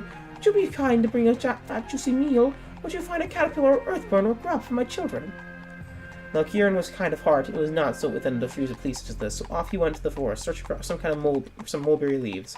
So he found a small green caterpillar. It seemed a perfect meal for the young robins. Plucking from the leaf upon which it fed, he prepared to hurry back to the oak when he heard a tiny voice. With his hand in the caterpillar looked at him with brown eyes. Eyed with fear. Kind sir, he said, wouldst thou kill me so thoughtlessly? Kieran scratched his head in so puzzlement, and his caterpillar continued. When thou cooled thy feet beneath the oak, did thou thus find joy in my parents' beauty as they danced before thee in the sun? I too am soon to change. Wilt thou deny thy success for the joys of my dancing? If I do not live but have children, how will thine own children find joy? Please, sir, would not a robin earthworm serve the needs of the robinlings just as well? Kieran looked at the eyes of the caterpillar and knew that he could not feed her to the robins. Carefully he placed her beneath the mulberry bush and continued to search. Near a rustling brook, Kieran found a flat stone that, when moved, revealed a juicy earthworm enjoying a cool, moist earth. Ah, he thought, as nice as the caterpillar may have been, this truly seemed more fitting for the meal of the robins. He no sooner plucked the earthworm from its cool abode, where it had been frantically trying to burrow away from him, as he heard a voice so faint it might have imagined. Kind sir, he thought he heard, and Kieran looked at his hand. The worm continued, I might be a lowly creature, it is true, but I might have pleads to case I have. Kieran rolled his eyes skyward as the worm sat up and seized his chance. I am not a low-born worm like others you might find. No, I'm a prince among earthworms. I come from an ancient lineage. My ancestors burrowed the earth, and when fires belched from the black pits through these lands, I command millions like myself. We're not my loyal followers, you good sir. We up to your neck in leaves, tree trunks, and moldy carcasses. I'll make bargains with you if you release me in shoes. Instead of pathetic grub for the robinling, I'll dispatch an entire clan of earthworms to keep your yard clean and sweet smelling as long as ye shall live. The Earthman looked hopefully at Kieran while calculating distance for the ground. Good sir, what say ye? Kieran was starting to lose his patience, but seeing the value of the Earthworm's offer, decided Grub would indeed make a tasty morsel of the raw bobbins. He returned the Earthworm with his moist hay and irritatingly placed it in the flat stone above it. And true to his desire, the short little while after, the fourth blade beneath his large slab of discarded fourth blade, Kieran chanced upon what she thought a fat white grub would throw the goblins into beautiful songers. He plucked it from the hiding place and set forth to be indeed. Nearby in Trowbridge,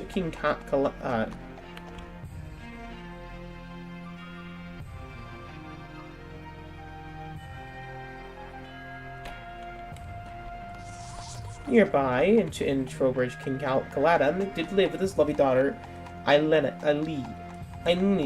The princess was the apple of the old man's eye, and the crown of the jewel of the small kingdom. He looked upon her with the blind pride of a doting father, and she, for her part, did not but bask and flourish in his bounty.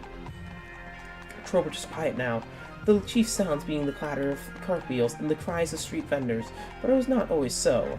3 years earlier, there was trouble with Carthan to the west. There was not much of a border dispute, but the king persuaded a wizard named Lozard, the wizard named Lozard the Wizard, to come to Trowbridge.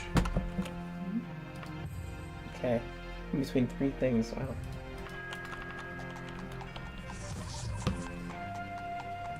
In his employ to aid him in the contest, Lozard was unknown in all of Trowbridge and kept himself within the palace, coming and going as he pleased. When Trowbridge prevailed, with almost no loss of life, almost out of stamina, there was a joyous celebration for days and weeks afterwards. Time passed, yet Lozard remained. The king, not wanting to seem ungrateful, said nothing, but became increasingly skilled with the wizard princess and wished for his departure. On Eilene's 20th birthday, King Caladan... Who dares?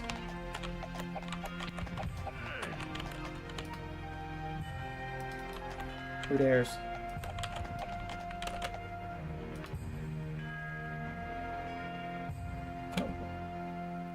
Let's take this off.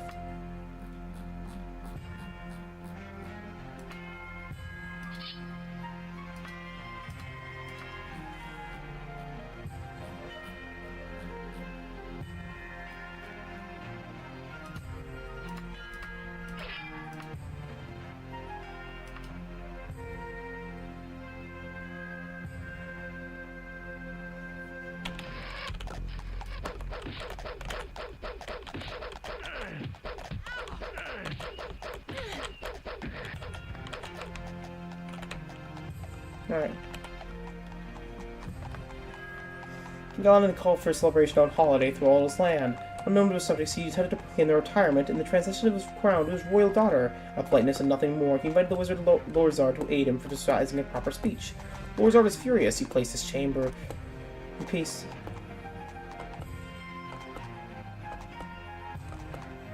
Chamber, black brows knitted in an intensity that would have soured cow's milk.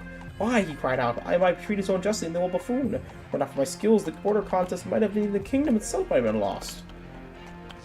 Me have received the kingdom itself, deserve more, I deserve the crown, but give it to that princeling, pimpering, simpering daughter of his, who thinks not more than his own whim, is a slap more stain than that of a gauntlet. I'll have a justice, I'll demonstrate ample for all onward lies true power. Therefore, Lozard makes his preparations. Prince Elena's birthday came on the summer morning. Everyone within the city and from the farms without gathered to the place of the festival. Banners waved, and from every rooftop, fiddlers fiddled, with dancers danced, and bakers baked wonderful treats for the occasion. It was a day long to be remembered. At noon precisely, King Caladan and the Princess Eileen kept the main chambers of the kingdom, good citizens of Trowbridge. We called the king. We are but a tiny kingdom, but we prosper, do we not?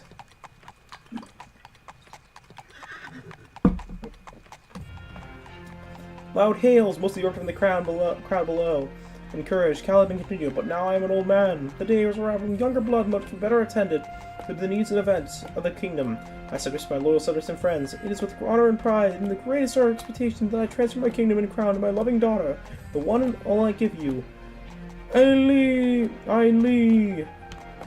As cheers filled the air, Caladan made a grand sweeping gesture with his arm, intending to make the presentation as spectacular as the pride that filled him.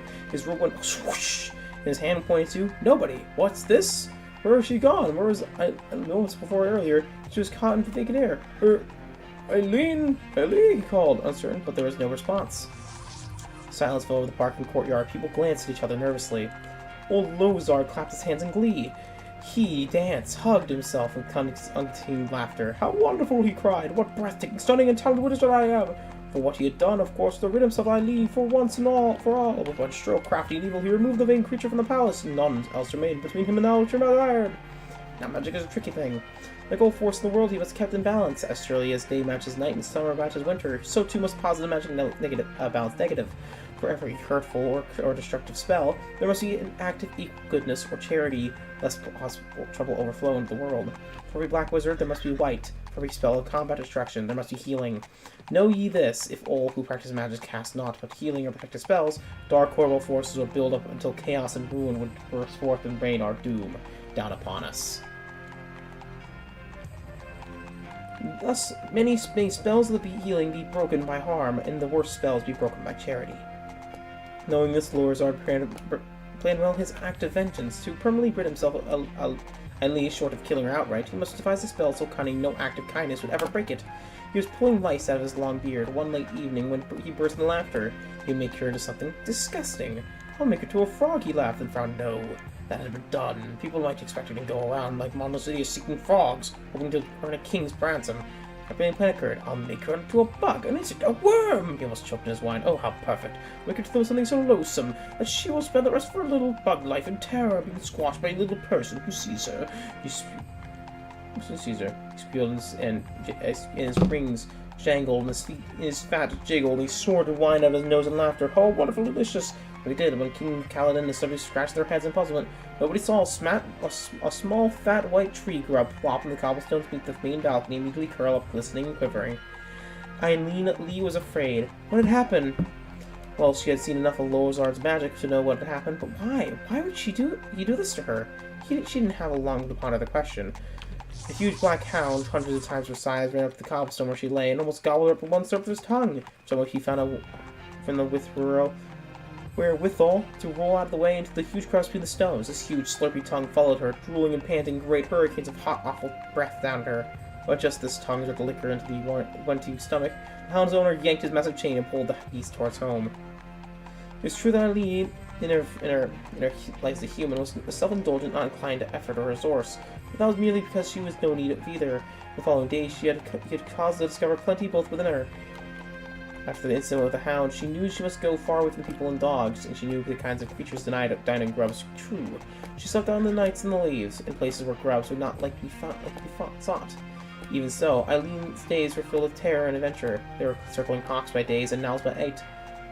A bear, peering at the rotting tree trunk, gobbled grubs indistinguishable Eileen with the hundreds as she watched a horror from behind a rock. The the smallest stream was now an enormous gushing torrent to be crossed in a nutshell under the greatest peril. Eileen passed these tests along with many others, and now she passed them as well. She was on a tenth of such day that a clumsy boot kicked aside a piece of bark on her where she had brought shelter from the sun. Blinded by the sudden light, she then heard an explosion from high above. Then, before she could react, 2 fingers dropped the sky and plucked her up and deposited her firmly in a huge fist. 10 days ago, Eileen would have been terrorized with terror, but that was 10 days ago. Her mind raced. Who's the clumsy idiot anyway, she thought. And what on earth did she want with the tree grub, at least? He didn't squash me like thought, but that's encouraging, isn't it? So it must be rescue me. She wriggled and squirmed in his fist until she could see his face, high above her, between his 2 fingers. Ah, beard. If I'm going to be rescued, why can't it be a fine young prince? Then it occurred to her that she was speaking from old habit. I wonder how many of these floppish boys could have survived these past 10 days. She laughed, thinking of them. Not many, I bet. Those would have been curled up and died immediately would by now be whimpering, crying their mothers. She looked at Kieran again. Well, maybe he would have been better if he wasn't looking straight up his nostrils. Ouch, why is he even careful of me? You're delighted that this oath was truly rescued her. He probably would have said something to her. Uh-oh. Eileen's heart raced and started beating furiously, matching the worst of possible deaths. And she going fishing. Elise couldn't do much in her current state, but she could spit. And spit she did, in quantities, unimaginable so grub. She spit and spit and spit until a tiny grub mouth as Judah spit another drop. She held Kieran's hand squirming and thought, it's working. Kieran was far disgusted. 'Twas bad enough that he was touching the slimy thing, but now it was oozing something truly revolting. Just before he reached the Robin's Oak, he could take no longer. He stopped and examined the creature in his hands. White and plump and glistening, it was in truth a repellent creature. Yet the poor thing was obviously terrified. It gazed up at him with you can imagine minuscule grub eyes. Bleeding, Kieran thought of the caterpillar and the earthworm, and his heart gave in. Hearing a great resigned sigh, he found a nice clean spot and dropped the place to grab upon it, and thus Lozard's spell was broken. None could have been more astonished than Alina than the unexpected ruin her former size, perhaps Kieran, who nearly died of fright. He was no more than catching his breath when Alina regained her wits, raising her index finger, warning Kieran not to say even one word. Eileen snatched Kieran's coat to cover herself, then with fire in her eyes and much dignity as she could muster, was off to Tow Bridge, leaving Kieran to stare open-mouthed at her departing figure. Eileen knew that she could not enter the city and confront Lozard. The moment he saw her, she would cast out another champion upon her, so disgusting, her disguised herself as a shepherd. She found an abandoned house on the moors and began to make her plans. What happened next is tale worth hearing, but is tale not worth another evening. Indeed, it was a tale to be told over many evenings and many podcasts available. One of the big Robins having no alternative, Kieran dropped the reins and took upon his pack of last fatty piece of mutton. Tearing into small shreds, he gave it to the grateful mother Robin, who fed it to his family. Out of the ground, Kieran looked upon the first towards Fair Tree, his former destination, then grinning, set off to the most surprisingly beautiful young lady, whom he now had many questions. Who knows? He called back to the Robins. It may be my fate, and besides, I need my coat. He was heard late that evening, far down the road, singing, "Oh, the maidens are true, which are passing fair, the best like melons and flaxen hair." Anyways, that was the tale of Kieran. 6 books left. More 7 books left. I'm almost done. Anyways, here is the Vampires of Iliac Bay, which is basically part 1 of Man's Journey of the Vampires and how vampires is caught, and how it is cured. These are the books I find the most interesting, is how when they hint the gameplay. Or lore things in gameplay. There was over 100 distinct kinds of vampire in Tamriel. The Iliac Bay region alone has 9 variations with unique powers and abilities. I have this information not because I have been researching this blight in the world for the last 10 years of my life, because the 7 years before that, I was one of the creatures. Vampirism is a disease, like brain rot or cholera, but far, far more insidious. One can become a vampire through certain magical items or the curse of a powerful wizard, but the most common cause, the bite or scratch of a vampire. There is no symptoms of vampirism except this. The victim sleeps after the attack, but before it becomes a vampire, is sleepy and plagued with nightmares. During the 2 to 4 day period when the disease has been spread, but the victim is still mortal, most of any temple healer can remove the curse of vampirism. There is no further warning. I do not remember dying. I had been a scout for the Order of Knights, which shall go nameless for this. A daughter of a local nobleman had been kidnapped by a mysterious character, and my captain had located his hideout. Deep in the dank underground chambers, I searched until I found the girl, or what remained of her, a corpse of the color of snow, drained with every drop of blood. I knew the mystery man was right then, but he found me before I could hound the exit out. He took a good-sized hunk of my fighting arm before I managed to outrun him. I figured I was lucky to be alive. Some luck. My trip back to the Knightly Order was a 5-day journey. I took some rest early to get my arm in better shape in case I found more troubles. I can't remember what the dreams I had last night, only that I was doing something horrible, and I couldn't stop myself. I woke up screaming. Next night, in an inn a little closer to my destination, my sleep was deep and dreamless. On the 3rd night, I died. Of course, I didn't know I died. I got to sleep in a nice warm feather bed, and I woke up in a cold, wet stone mortuary slab. Dazed, I opened the door to the mausoleum I was in. I think it must have been locked in. I was in a cemetery, not far from a town I knew, so I wandered in. It was late that night, so there were precious few souls in the streets. I paused to read a public notice and noticed the date. The date was 2 weeks later than I thought it must have been.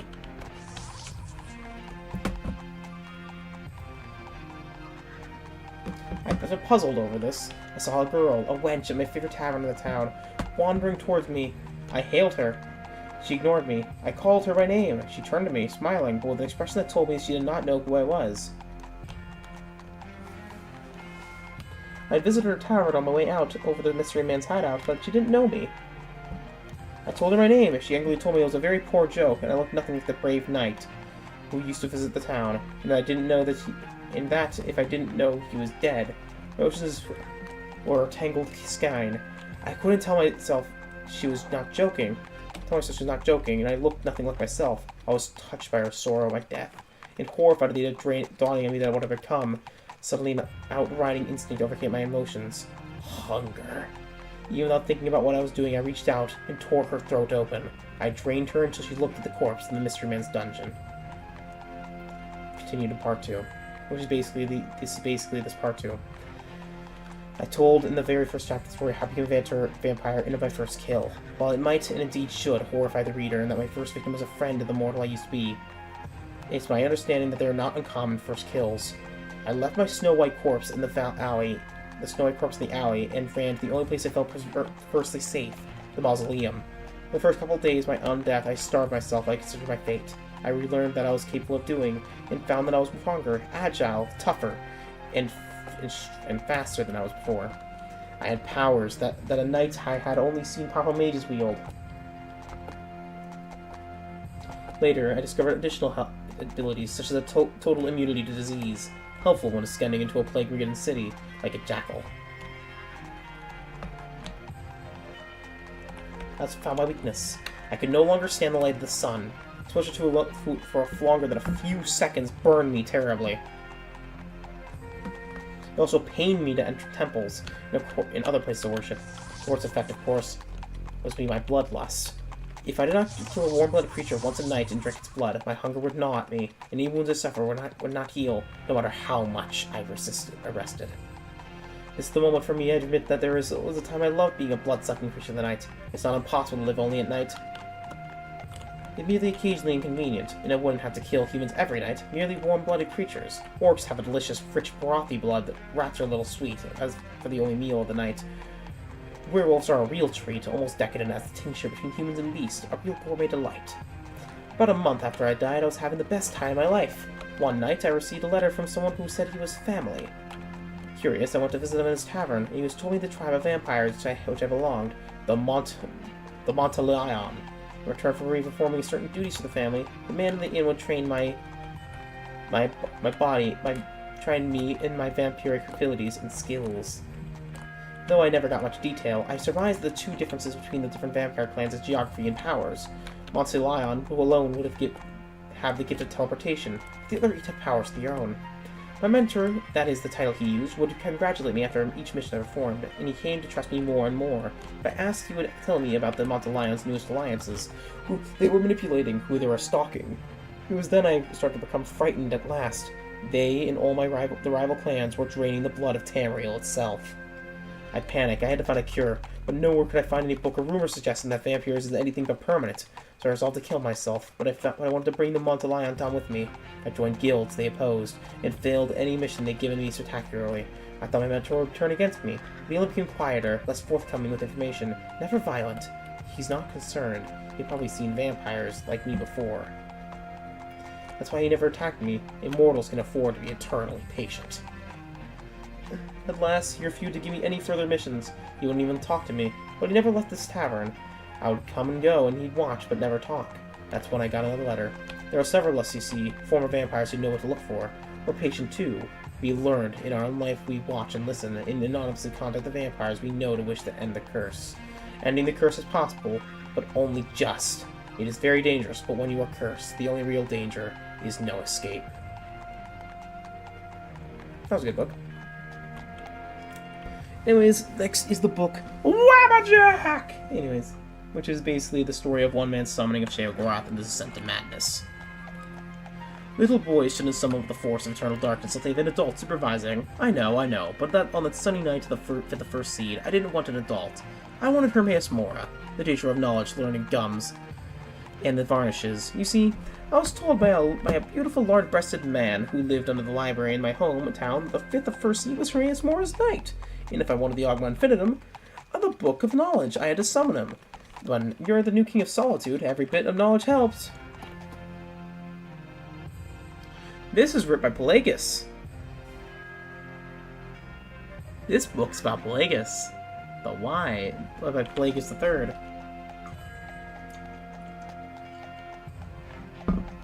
Normally you need a Witch's Coven, or Mage's Guild, or at least a matching pillowcase and the sheaths to evoke a Prince of Oblivion.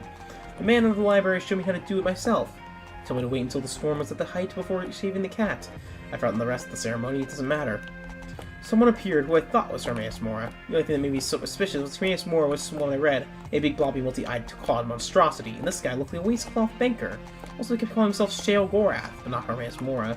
Still, I was so happy to successfully summon Hermaeus Mora. These inconsistencies did not bother me. He made me do some things that it didn't make any sense to me, beyond the mortal scope, breadth, and ken, I suppose. And then his servants happily gave me something he called the Wabbajack. Wabbajack. Wabbajack, Wabbajack, Wabbajack, Wabbajack, Wabbajack, Wabbajack, Wabbajack. Maybe the Wabbajack is the book of knowledge. Maybe I'm smarter because I know cats can be bats, and then rats can be hats, and then gnats can be that which can be thisses. And that doors can be boars, that can be snores, that can be floors, that can be roars, that can be spores, that can be yours, that can be mine. I must be smart for the connected system that is very clear to me. Then why, or therefore, do people keep calling me mad? Wabbajack, Wabbajack, Wabbajack. And that's Wabbajack. How Pelagus became mad. Wabbajack! Okay, 4 more books. First one is... Actually, no, 3 more books, because one of them is a, oh no. Oh no, they're 2 books, but one of them is from Sentinel and Daggerfall, and one of them is from another person's writing it, another person writing it. So, let's start with the first War of Bettany, which is from the... by Favte, which is from Sentinel's perspective. Sentinel's citizen taken in the events of the outcome of the war between Sentinel and Daggerfall. Could there be a better proof of the natural perversity of the Bretons and their conduct before, during, and after what we know as the War of Bettany? By the most depraved of motivations, the most despicable of tactics, and the most ungentlemanly of triumphs. Oh hey, we're on the next continent. We're in Kogria. Here we're halfway through it. I'll have to head to Alcaire. Well, Alcaire. So we head... Oh, there. Head southeast now. Most depraved motivations. What is the most okay. Well, most despicable attacks, the most ungentlemanly of triumphs. The kingdom of Daggerfall changed the nature of warfare in the Elec Bay and perhaps over old Tamriel. In Sentinel we call the increasing cars the Siege of Bettany. But as the book of history is written by the victors, let's call it instead the War of Bettany. Red Guards by their nature are modest and practical people. We are not phlegmatic like the High Elves, nor cowardly like the Wood Elves in Khajiit. But what would infuriate and enrage the swaggering, vainglorious Nords and Bretons would not merit a shrug from a Red Guard. Had any Breton kingdom possessed the little island of Bettany, it would have been covetedly guarded. Bettany's trade would have been seriously restricted, its religion subjugated, its people bound by active and constant pledges and duties and vassalage. Bettany was not a Breton dominion. Bettany was part of the kingdom of Sentinel. King Lysander made the Old Ones continue to torment his soul for his wickedness, saw the prosperous land which was closer to land than the Sentinel, and his black heart turned to avarice.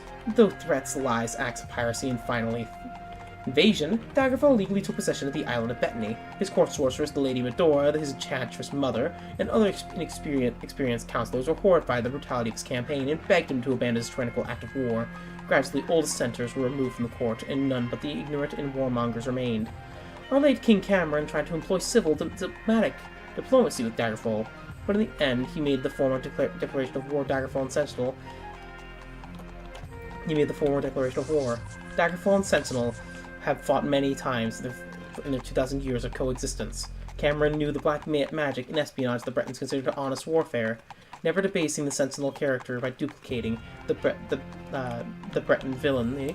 Cameron knew best how to combat Lysander. King Lysander's knavish battle tactics were even more perfidious than his ancestor, and such the war continued to rage until it began to involve more than Sentinel and Daggerfall. Lord Gadok, the ruler of Reich Gradkeep, acted as consolator between Sentinel and Daggerfall and eventually convinced both monarchs to meet and make peace.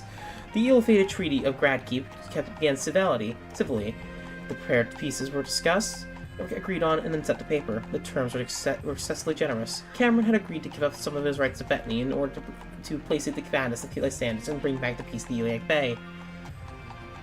It was not until King Cameron read the treaty he was about to sign that he realized the outrageous perfidy of the Bretons. The treaty had actually been purposely miswritten by the Daggerfall to describe in a desperate and ignominious attempt to trick Cameron into signing a contract different from the one which he had agreed. The castle of Reich Gradkeep erupted into bloodbath, and the war continued. The Battle of Cringane Field was the tragic ending of the senseless war of attrition. The Cringane Field is located between the Yurth Burrowland and the Moravian Forest, where the armies of Sentinel and Daggerfall respectively made camp after the massacre of Gradkeep. After the battle began, Daggerfall proved that she had some foul Daedric magical tricks left in binding the Dreadguard army of the Wall of Mist. Lysander did not have the opportunity to gloat over his cozenage for long, for with the sure arm of Sentinel Archer struck him in the throat, even through the thick, swirling fog. Lysander's son Gothred, who had spent the battle in laborious relaxation, was crowned without ceremony, and thereupon demanded a duel with King Cameron. Cameron was many years Gothard's senior, and through a superior warrior, was exhausted in the endless warfare. The boy king despaired. Nevertheless, the point of honor, our king agreed to the duel. The new king of Daggerfall, by dirty trick and black magic, managed to backstab our king before the duel ever began. Thus, the victor of Cringane Field in the War of Bettany was Daggerfall. Daggerfall's wickedness continued even after incurring glorious victory. While the widow queen of Sentinel, her majesty Queen Akarithi, mourned and tried to mend her shattered lands, Gothard demanded the princess of Sentinel as a hostage of war. To save her homeland, the Princess Obki managed to leave Sentinel and even marry the murderer of her father, who would be true red guards of Sentinel know where love and honor lies. The Queen of Daggerfall is the Princess of Sentinel first and foremost. Next up on the list is the... just checking, I want to see how long those books are. Oh, they're very short. So we now have the other side of the story by the people of Daggerfall about the Battle of Bettany. Instead of being just like, murder! Anyways. Kill him! Anyways. By Volper of Newgate. The history of the Elite Bay is told in its entirety would horrify readers more than the most grueling tale of the Underking. In comparison to the wars of the First and Second Era, our most recent appeals to arms, the War of Bettany, pales. The Siege of Orsinium lasted from First Era 950 to First Era 980 without pause. 1,000 years later, the Thracian Plague, coupled with the War of Righteousness, slayed over half the population of the Elite Bay, and yet the War of Bettany fascinates us, not because of its immediacy. Ironically, Lord Mogref of Bettany was seeking peace when he asked Daggerfall's protection for the Isle of Bettany. The island had long been independent, but the piracy in the bay increased. Mogref truly realized Bettany's vulnerability. King Lysanus agreed to be Bettany's liege, on advice of many, including his archpriest of Kinnereth, Lord of Vanich. And while Bettany is a prosperous fishing village and well placed strategically, the vassalage of Bettany was primarily an act of charity. Lysanus knew that if someone did not help Bettany, it could fall to pirates, if not someone worse. Unfortunately, King Cameron of Sentinel did not agree, citing 200-year-old contract, obliquely if not illegally written to suggest Bettany was a traditional holding of the Kingdom of Sentinel.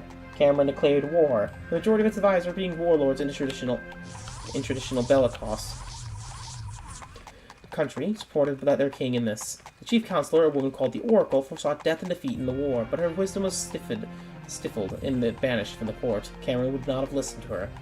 Should have listened to her. A few skirmishes in the War of Bettany went to Sentinel, but the major battles were all won by Daggerfall. King Lysanus and his heir Prince Gothred, and the general of his army of Lord Bridwell were fine leaders and warriors as well. In the Battle of the Bluffs and the Siege of Craghold both went to Daggerfall. The war might have been won with one more victory, but for an unusual domestic incident in Lysanus' court, the King Mother, the Dowager Queen Nilfgaard, had an uneasy of the war ever since the beginning. But now she began to have visions of cataclysm. She saw the death of her beloved son should the war continue. Ebullient by success, King Lysanus refused to listen to her fears until Nilfgaard left the court. Lysanus then realized how certain she was about the impending death. He began to actively negotiate peace treaty with Sentinel, using the neutral lordship of Reich Gradkeep as a facilitator. The Treaty of Reich Gradkeep was never to be. King Cameron was initially civil, and the losing side of war was often civil, but he would realize that the post-treaty would have included formal declaration that the kings of Sentinel and Daggerfall would share Bettany. He flew into a rage. With no thought for the protocol of attacking a neutral peaceful lordship, Cameron ordered his army to riot through Reich Gradkeep. First the halls of the palace, then the streets of the capital, ran red with blood. It was only with the support of Daggerfall's army that the chaos had been brought under relative control. The Sentinel army fled to the Urok-Burland, and the Daggerfall army chased them as far as Bravian Forest before making camp. 1 week after, each had a chance to send for reinforcements and plan their strategies. The armies met in the fields that separated them.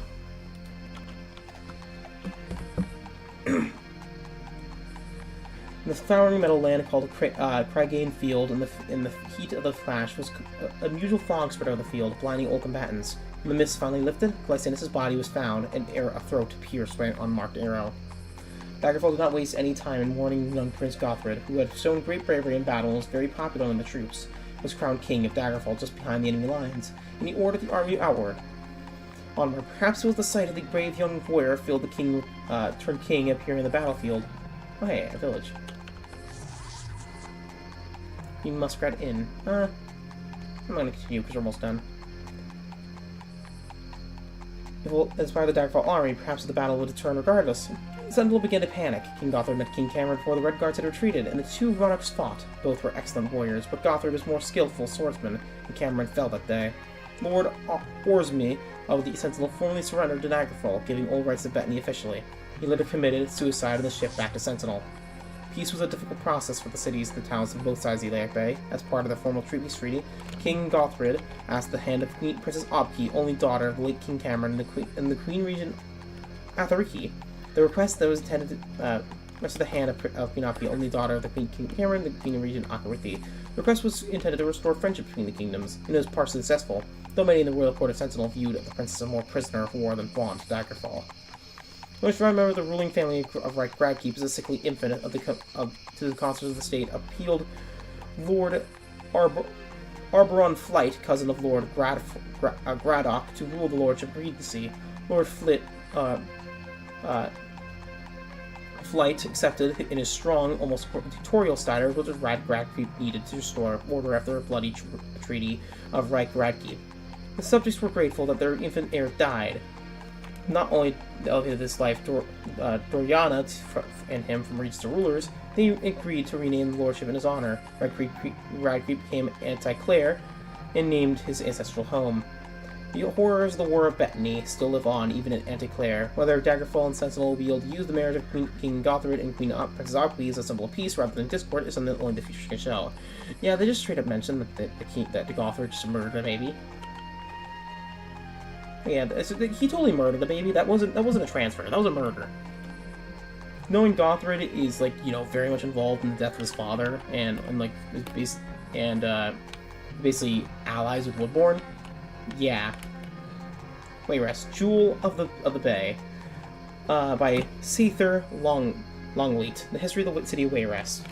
Wayrest is one of the most glorious cities in the Western Tamriel, sparkling in her contemporary beauty, lustrous in her past. She is prized among all the cities of High Rock. No other city has contributed and continues to contribute so much to the culture of the Bretons. The spirits of the Virginius children continue to haunt the streets. You see them in the gabbled grooves, the grand boulevards. How far are we? Oh, I'm going to the ocean. Okay. Right.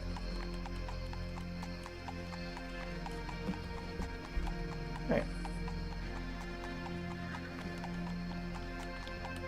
Aromatic marketplaces, the people of the Wayrest have an instinctive appreciation of their past, but not obsessed with it, as the people of Daggerfall seem to be. One feels that one in the modern city, and one visits Wayrest, but there's magic in the air that could only come from 32 centuries of civilization. It's difficult for historians to declare a certain date for the foundation of the Wayrest. A settlement of some variety had been in existence of where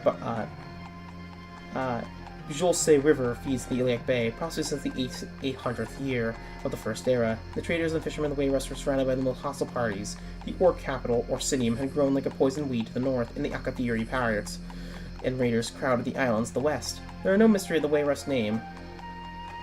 After the fighting most travelers had to endure, passing through the eastern end of the Iliac Bay, the little fishing village in the Jolse was a welcome rest. Nowhere in the much vaunted census of Skyrim occupation of Wayrest mentioned in the Annuals of Daggerfall, King Jolee's letter to Gaiden Shinji of the Order of Daigana contains the following reference. The orcs have been much plaguing the Wayresters and impeding traffic to the heart of the land. The date is given to the letter is the First Era, 948. Wayrest only truly bloomed out of the raising of Orsinium in the First Era, 980. The hard-working traders and merchants were instrumental in forming the Masconian tradeway, and thus reducing the pirate activity in the bay. At the time, Wayrest occupied both banks of the Jolse. A highly established mercantile family, the Gardeners, built a walled city palace on the High Rock side of the river, and over time allowed its banks and other businesses within its walls. It was Gardener Forangel, who was proclaimed king when Wayrest accepted ambassadors from the Cameronian Empire and granted the right to call itself the kingdom in the 1100th year of the First Era. Although Wayrest became kingdom under the command of one family, the merchants continued to wield incredible power.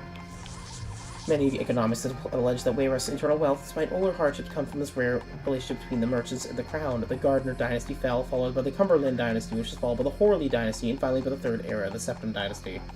No citizen or another kingdom of comparable age can, with one hand, name all the families who have been ever ruled. Never has a king of Wayrest been disposed of by revolution or assassination, except those of the Septim family. Every king of Wayrest can trace his line back to a merchant family in Prince of Wayrest.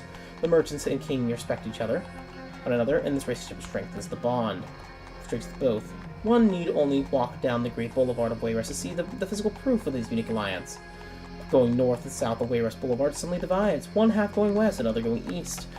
Both in halves end at identical squares, one at Castle Wayrest, the other one at the original palace at Afrin Gardner, and the other at Cumberland Square, where the oldest and wealthiest marketplace in Wayrest. The message here is clear.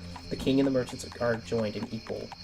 Wayrest has survived blights, droughts, plagues, and piracy, invasions, and war with good humor and practicality. In the First Era, 2702, the entire population of the city was forced to move into the walled state of the Gardeners as protection of fleet pirates, active readers, and the Thracian Plague. The less resourceful community would have withered, but the Wayresters have survived to enrich Tamriel's generation after generation. Next is the last book on the books of Daggerfall. The last book. The Wild Elves by Kyargo Chovak. A brief description of the Aelids, or Wild Elves. In the wild of almost every province of Tamriel, descended philosophy, if not directly from the original inhabitants of the land, are the Aelids, commonly called the Wild Elves. 3 races of elven stock: the Salche, or High, the Bosche, or Wolf, and the Morche, or Dark, have assimilated well to the new cultures of Tamriel. The Aelids and their brethren have remained aloof in our civilization, preferring to practice the old ways, far from the eyes of the world. The Wild Elves speak a variation of Old Cyrodiilic and not Tamrielic, separating themselves further, even from their more urbanized elven cousins. In temperament are dark-spirited and taciturn, though they doubtlessly act differently with outsiders, or Halani in their tongue. Within their own tribes, indeed, one of the finest sages of the University of Gwilym was a civilized Aelid elf, Tjurhane Fire, First Era 2790 through Second Era 227. Those published works on the Wild Elves suggest a lively, vibrant culture. Fire is one of the few Aelids to speak freely of his people and religion, and even he said the nature of the tribe and the Aelid are multi-hued, their personality often wildly different from their native tribes. Fire's T's nature of the Aelidic posse, page 8, University of Gwynland Press, Second Era 12. Like any alien culture, Wild Elves are often feared by the physical people of Tamriel. The Aelids continue to be one of the greatest enigmas of the continent of Tamriel. They seldom appear in the pages of written history in any role, and only... you're still in here? Jeez. They seldom appear in the pages of written history in any role, and only as a strange sight the chronicler stumbles upon as they vanish in the wood. When probable fiction is filtered from common legend, we are left with almost nothing. The mysterious ways the Aelids have remained shrouded since the First Era, and have well remained for thousands of years to come. And that, my friends, is the last book. Just to showcase the ship. Oh. This is our galleon. After all. I feel like really fast for some reason. At least I'm very tired. It is like, what?